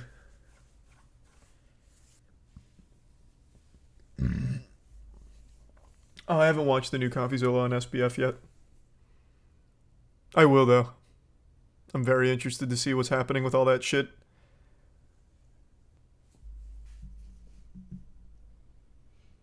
I had the most insane debate with this guy saying that when men cheat, it's out of love, and he was acting like it was some scientific analysis.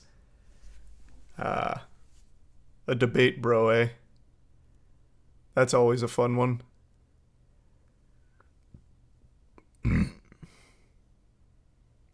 Everything's a debate as well. That's the current climate of society.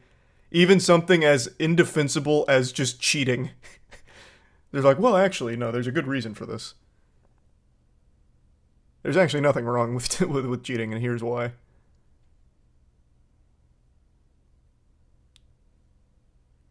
You play basketball today? Nope, it's Thursdays. We're trying to start doing 2 days a week, though, so eventually we'll start doing 2 days a week.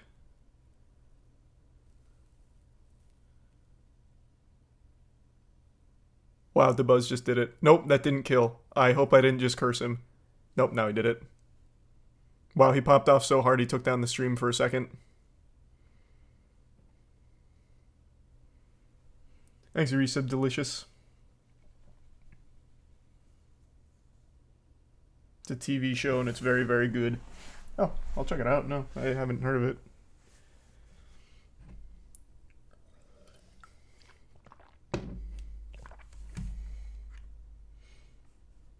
What's the poster covering your mini fridge? Plague Seeker. My comic book, one of them. We have that and Godslap.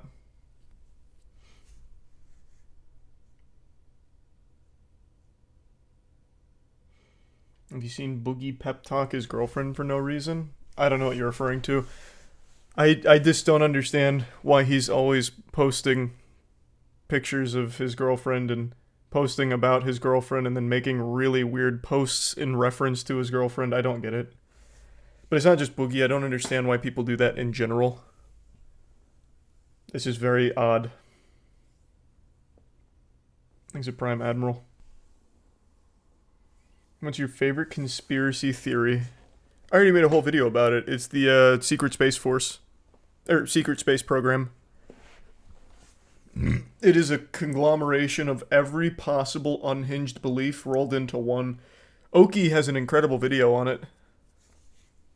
The Secret Space Program is an absolute banger of a conspiracy. Thanks to Resub Obese.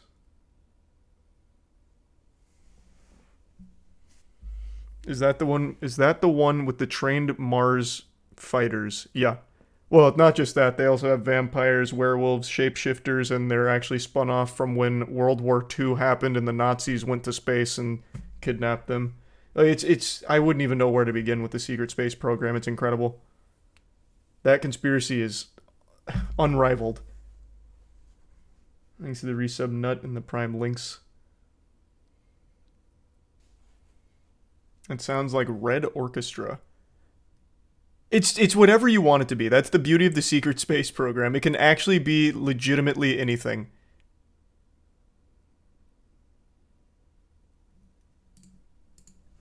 So like when Oki went in, he went undercover and he had the community believing his story that he totally made up about being like an intergalactic samurai. It's just fanfic, but on a bigger scale. What's the one with the spoon bending and she used her hand? Oh, in the video? Yeah, that I don't think, no, that wasn't the Secret Space Program. That was a different thing that Oki went to. I don't believe she was a Secret Space Program telepathy user. Or telekinesis user. My favorite conspiracy is Escape Planet Earth. It's a group of people who believe that the Earth is trapped in a giant cage that surrounds the entire Earth. All they talk about is how they could possibly escape. I don't know that one, but it sounds kind of derivative of Flat Earth, where they believe that the Earth is surrounded by an ice wall that no one's been able to get past. And they really want to get past the ice wall. Flat Earth lore goes hard sometimes. God, it does, yeah. Flat Earth lore is so entertaining. Thanks, resub your boy. How do you think we escape the era of misinformation? You don't. It's just people, like, no matter how much real info you provide them with, they'll just not accept it. Brother, in the Flat Earth documentary, they ran the experiment themselves without any intervention from normal people. They ran an experiment to prove the Earth was flat, proved it was round, and then just disregarded it. No matter what you do, you can't stop it. It's just choosing to believe it no matter what. You'd have to literally control their brain, which is an entirely different can of worms that it seems like Elon and shit wants to do with like microchips at some point, but until then, there's not much you can do to combat that kind of shit. The only conspiracy theory that actually disgusts me is Hyperborea. What the fuck is Hyperborea? Never even heard of that one.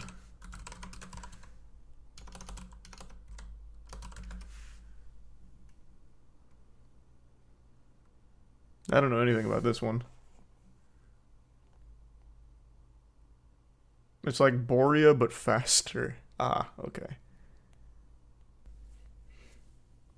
Yeah, the only conspiracy I believe in is Jeffrey Epstein didn't kill himself, but I feel like that's not a conspiracy. That's just, everyone knows that. That's just the truth. Believing that he killed himself is kind of the conspiracy, really.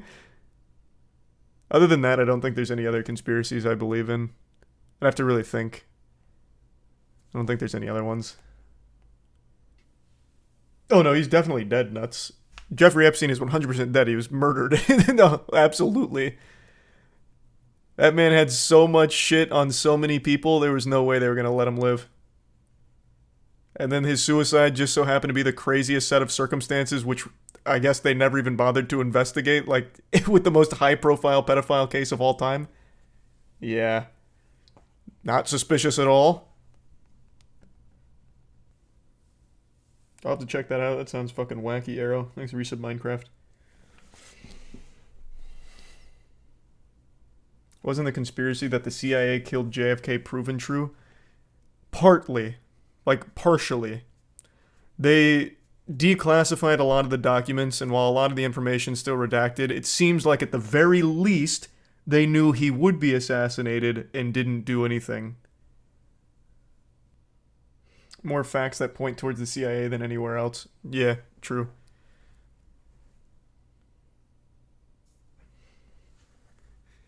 Thanks, Resub Chan and Gorilla. What's going on? Oh, we're just going over wacky conspiracies. I forgot how we got here. I forgot how we got on the conspiracy topic, but I just fucking love conspiracy theories, man. It's unhinged.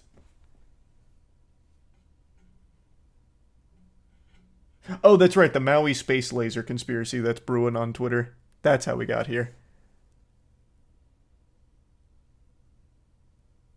No shot. In today's modern age, there's no chance Bigfoot's real because he would have been captured 50 times over on TikTok videos out the wazoo.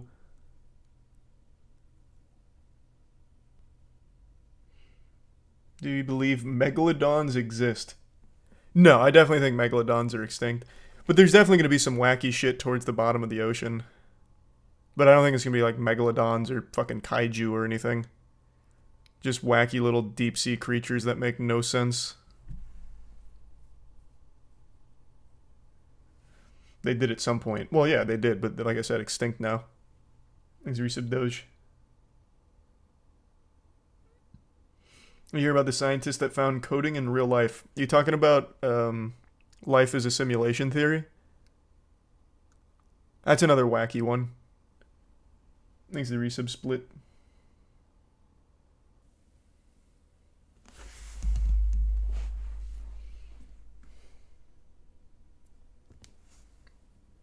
If it's a simulation, we would be the last in the chain of simulations, having not created our own yet.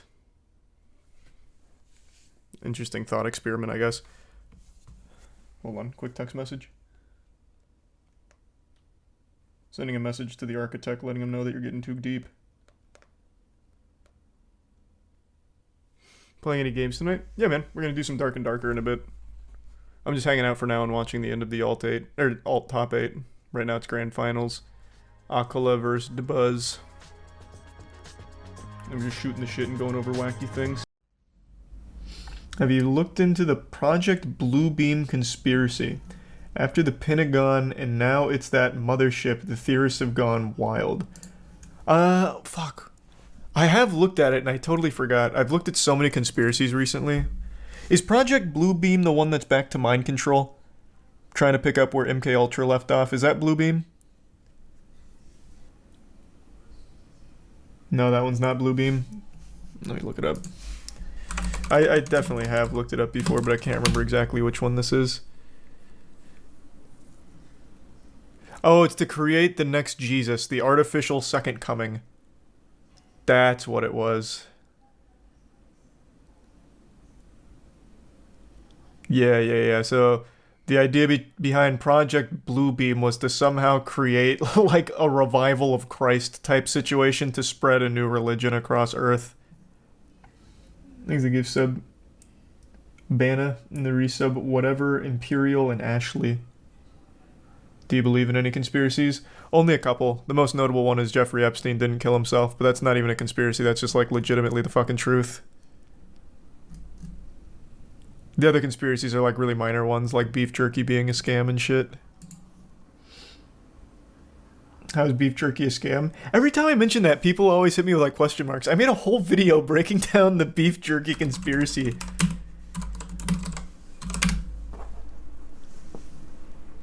Well, hey, now this is fucked up. I am not wrong about beef jerky. I made great points. In a nutshell, beef jerky is extremely expensive for actual 2 or 3 tiddlywinks worth of jerky.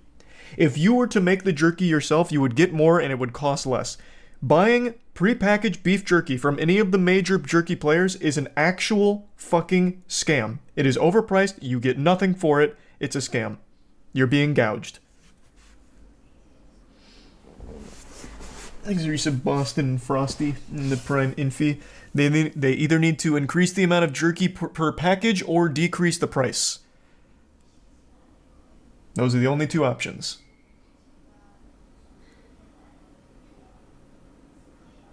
That's all food and services? Not at all, actually.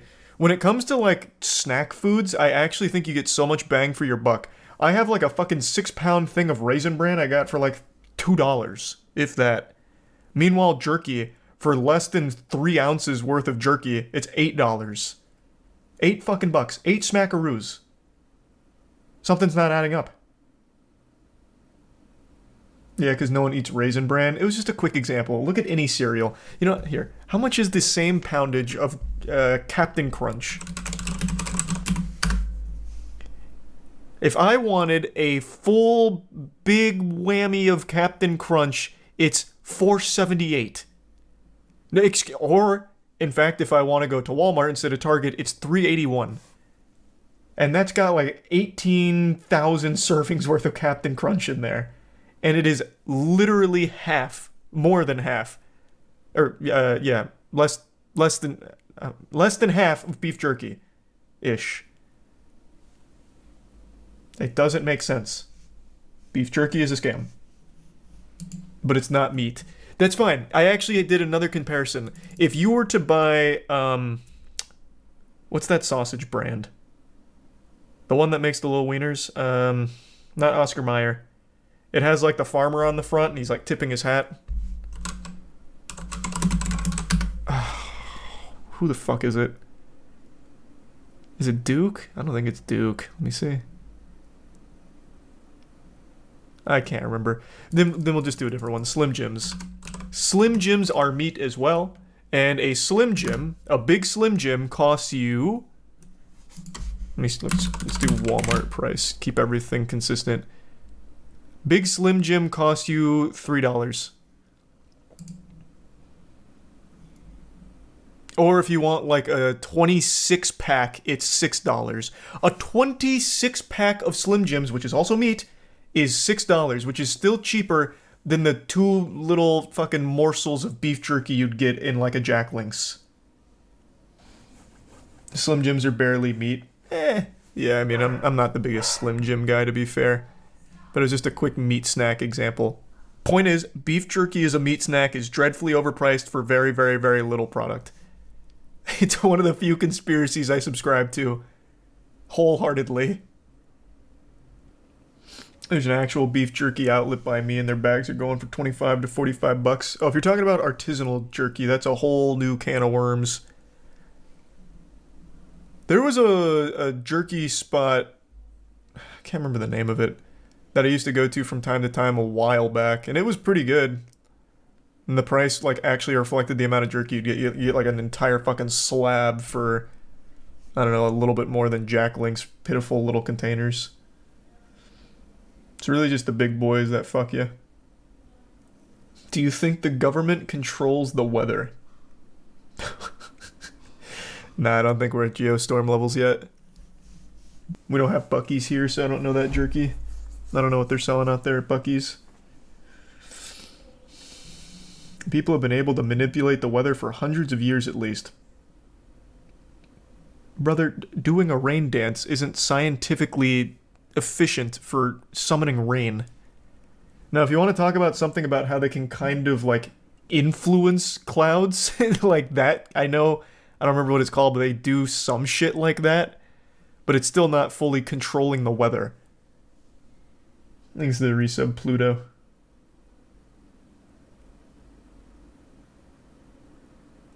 Cloud seeding? Is that what it's called? Is it called cloud seeding? Let me see. That's probably what I'm thinking of. Cloud seeding is a type of weather modification to change the amount or type of precipitation. Yeah, that's what I'm thinking of.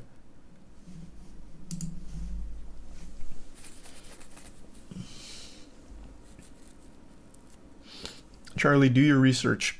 On rain dances, brother, I'm telling you right now, I promise, no amount of research outside of, like, your unhinged Facebook groups is going to confirm a rain dance has ever actually summoned rain. Now, if we're talking about, like, real shit, like cloud seeding, yeah. Then, yeah, for sure. But that's still not fully controlling the weather. How do you feel about AI technology? Oh man, I've spent many a stream going over AI tech. I'm sure stream's tired of hearing me talk about AI. I follow everything AI related when it comes to like that technology advancing. That shit's crazy. Thick for sure, Tori. Though I don't consume jerky at all anymore. Because it's a scam.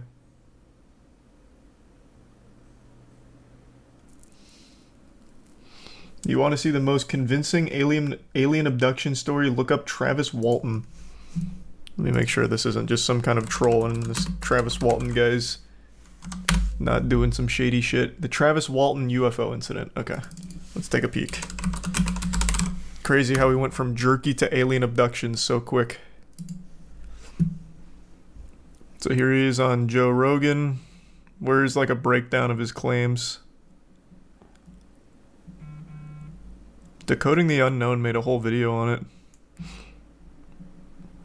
Where's the Cliff Notes?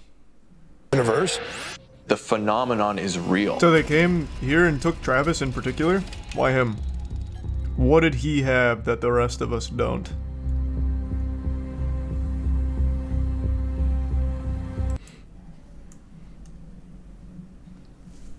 So what makes it so credible? It said it's one of the most heavily documented alien abductions. Is it because he had 6 of his crew members around and they couldn't find him?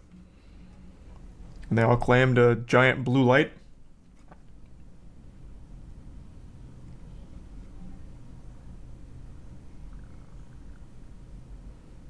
100% a bad drug trip? Well, I haven't heard the whole story yet, but I suppose that could be an option. And watch the Rogan interview. Well, I guess I imagine the Rogan interview is going to be a lot like his other interviews, just kind of prodding at like the current and touching on the past. I was just kind of hoping like for a full breakdown with the so-called heavily documented experience. So I would have liked to hear from like the witnesses and all that, but I don't feel like watching the entire fucking Discovery Plus thing on it, at least not tonight.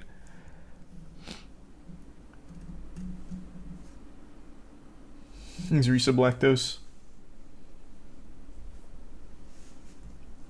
You could just read the wiki. Not true, I guess. Let me see. He has his own wiki. The Travis Walton UFO incident.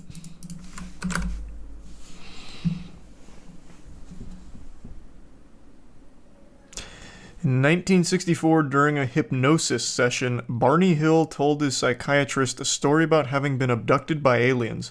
Modern psychiatric consensus is that Hill experienced false memory syndrome, in which therapy methods such as hypnosis lead to confabulations. I haven't heard that word in years. Confabulations.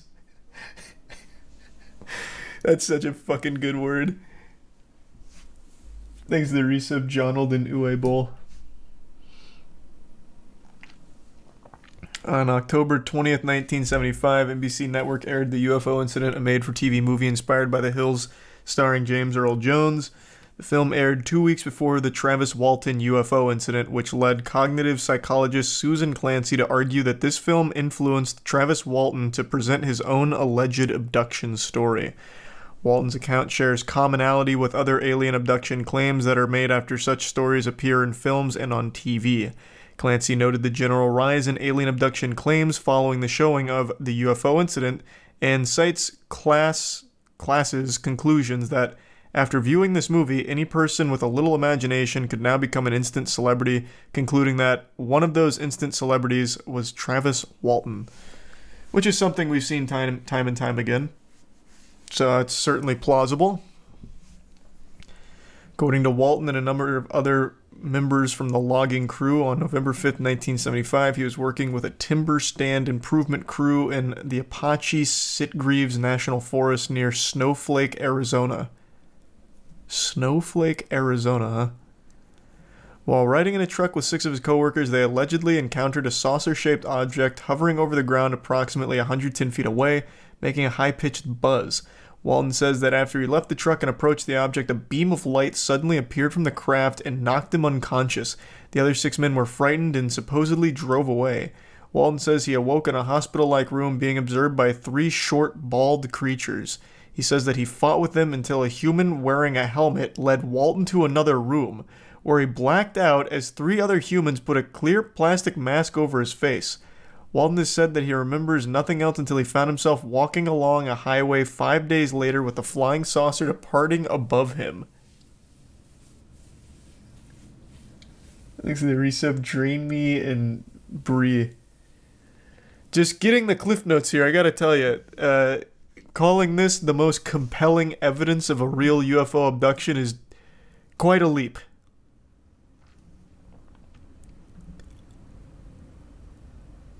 In the days following Walton's UFO claims, National Enquirer awarded Walton and his coworkers $5,000 prize for Best UFO Case of the Year, after they were said to have passed polygraph tests administered by the Enquirer and the Aerial Phenomena Research Organization. Walton, his older brother, and his mother were described by the Navajo County, Arizona Sheriff as longtime students of UFOs.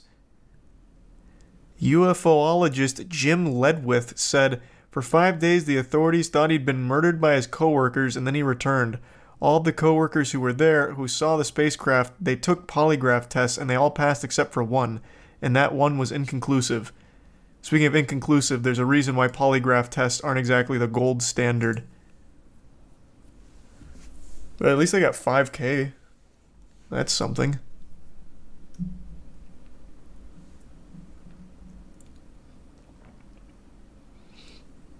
These are some Simplici and the Prime Goblin and Domino. These wild Travis abductors copied the movie Aliens. Well, maybe the movie just got it right.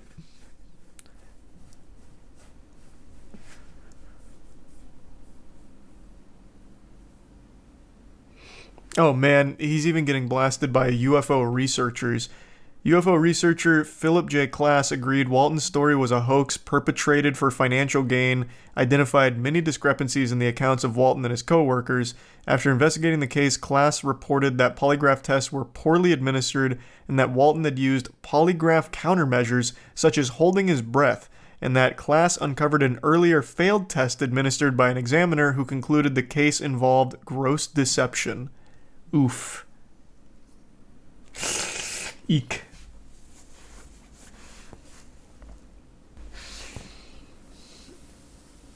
So that's how you pass polygraph test, noted.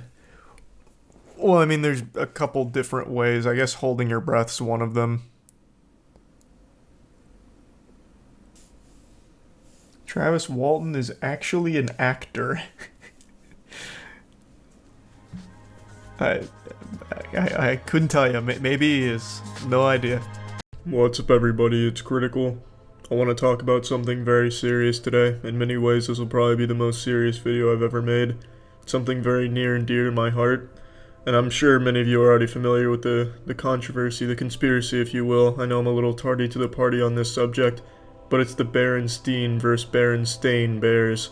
Now, I'm sure many of you, like me, remember these beloved children's books as the Berenstein Bears, but apparently it's always been the Berenstein Bears by Stan and Jan Berenstein, not Berenstein. And that's just Baren bullshit. I know it was Steen because I used to have to write a weekly book report on a different Berenstein Bears book each week, and it was always Steen in my report. And, strangely enough, I used to actually pronounce it Berenstain, but I was constantly corrected by the teacher and my parents saying, "Charlie, take that Brillo pad out of your fucking mouth and say it the correct way or you're not getting food tonight. It is Steen, not Stain." So eventually I learned that it was Steen, and I used to eat Brillo pads, but that's a conspiracy theory for a different day. And the reason I even thought it was Stain to begin with was because I didn't know the sounds E-I-N would make, and it was very close to the ending to Stain, which was A-I-N, and Pain, which was A-I-N, so I thought it would make the same sound. So the fact that they're trying to say it's always been shit stain bears is just absolute nonsense, because that is absolutely wrong, and that has been drilled into my head that it was never Stain and has always been Steen. Now, let's see where this all started. In 2012, someone made a blog post talking about how they'd come to the realization that it's always been the Berenstein Bears, and they'd talked to everyone they knew, and they always knew it as the Berenstein Bears, and he said the only logical explanation for this is that our universe overlapped with a parallel universe, and a lot of very subtle changes occurred, one of them being Steen changed to Stain. However, he neglected to mention that I was also directly affected with this overlapping. I used to have a 9-inch dick, I know that for a fact, but now I'm left with just the standard 6-incher. But that's alright, I guess, because the bigger issue here is this Berenstein Bears issue. And then this really caused a lot of outrage, like a lot of confusion, because the majority of people remember it as the Berenstein Bears. In fact, a very small percentage know it as Stain Bears. So how can so many people have such vivid memories of it being Berenstein and not Berenstain? Well, it's called the Mandela effect, and the Mandela effect is basically when a large number of people have very, very clear memories that they know and are certain have happened, but in reality have not happened. And it gets its name from Nelson Mandela, whom many believe died in prison, when in reality, that is false. So the conspiracy gained traction and got a lot of attention, so much so that the son of Stan and Jan Berenstein commented on the blog post saying, "Hey, come on, pussy farts, cut the monkey business, stop it, you silly sailors. It's always been Berenstain, not Berenstein. They all want to pronounce it Steen, but it's Stain. Ever since I was a kid, they call me Steen. It's Stain, though. Just by applying Occam's razor, it's just you've all misheard it and misread it your whole lives, and you're just dumb people. And Occam's razor is just the simplest solution is the right one. It's that way of thinking. Cut off everything you don't need, you're left with the simplest solution, which is the correct one. So that's the official explanation for this whole debacle, that we've all just misheard or misread it our whole lives, and that we're just wrong. But I don't necessarily believe the parallel universe theory, but I do think there is something awry here, because I know it wasn't Stain. I wouldn't have these memories of me feeling very stupid by saying Stain when it was Steen. It's a fucking complicated situation, and Berenstain fucking sucks as a name. Sounds like a knockoff of the real Berenstein, where the Berenstein Bears get into some shady shit. Berenstein Bears, big honeys about to nut.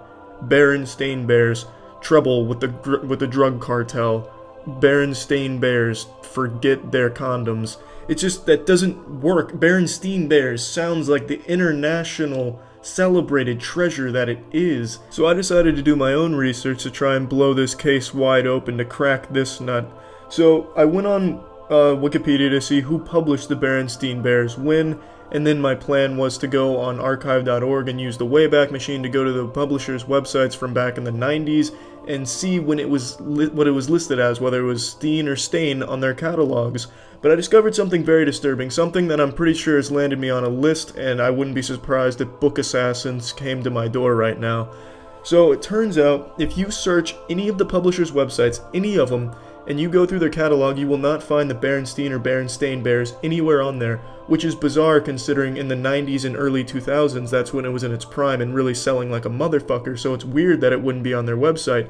But luckily you can find the Dick King Trivia Contest, which unfortunately I missed the deadline for.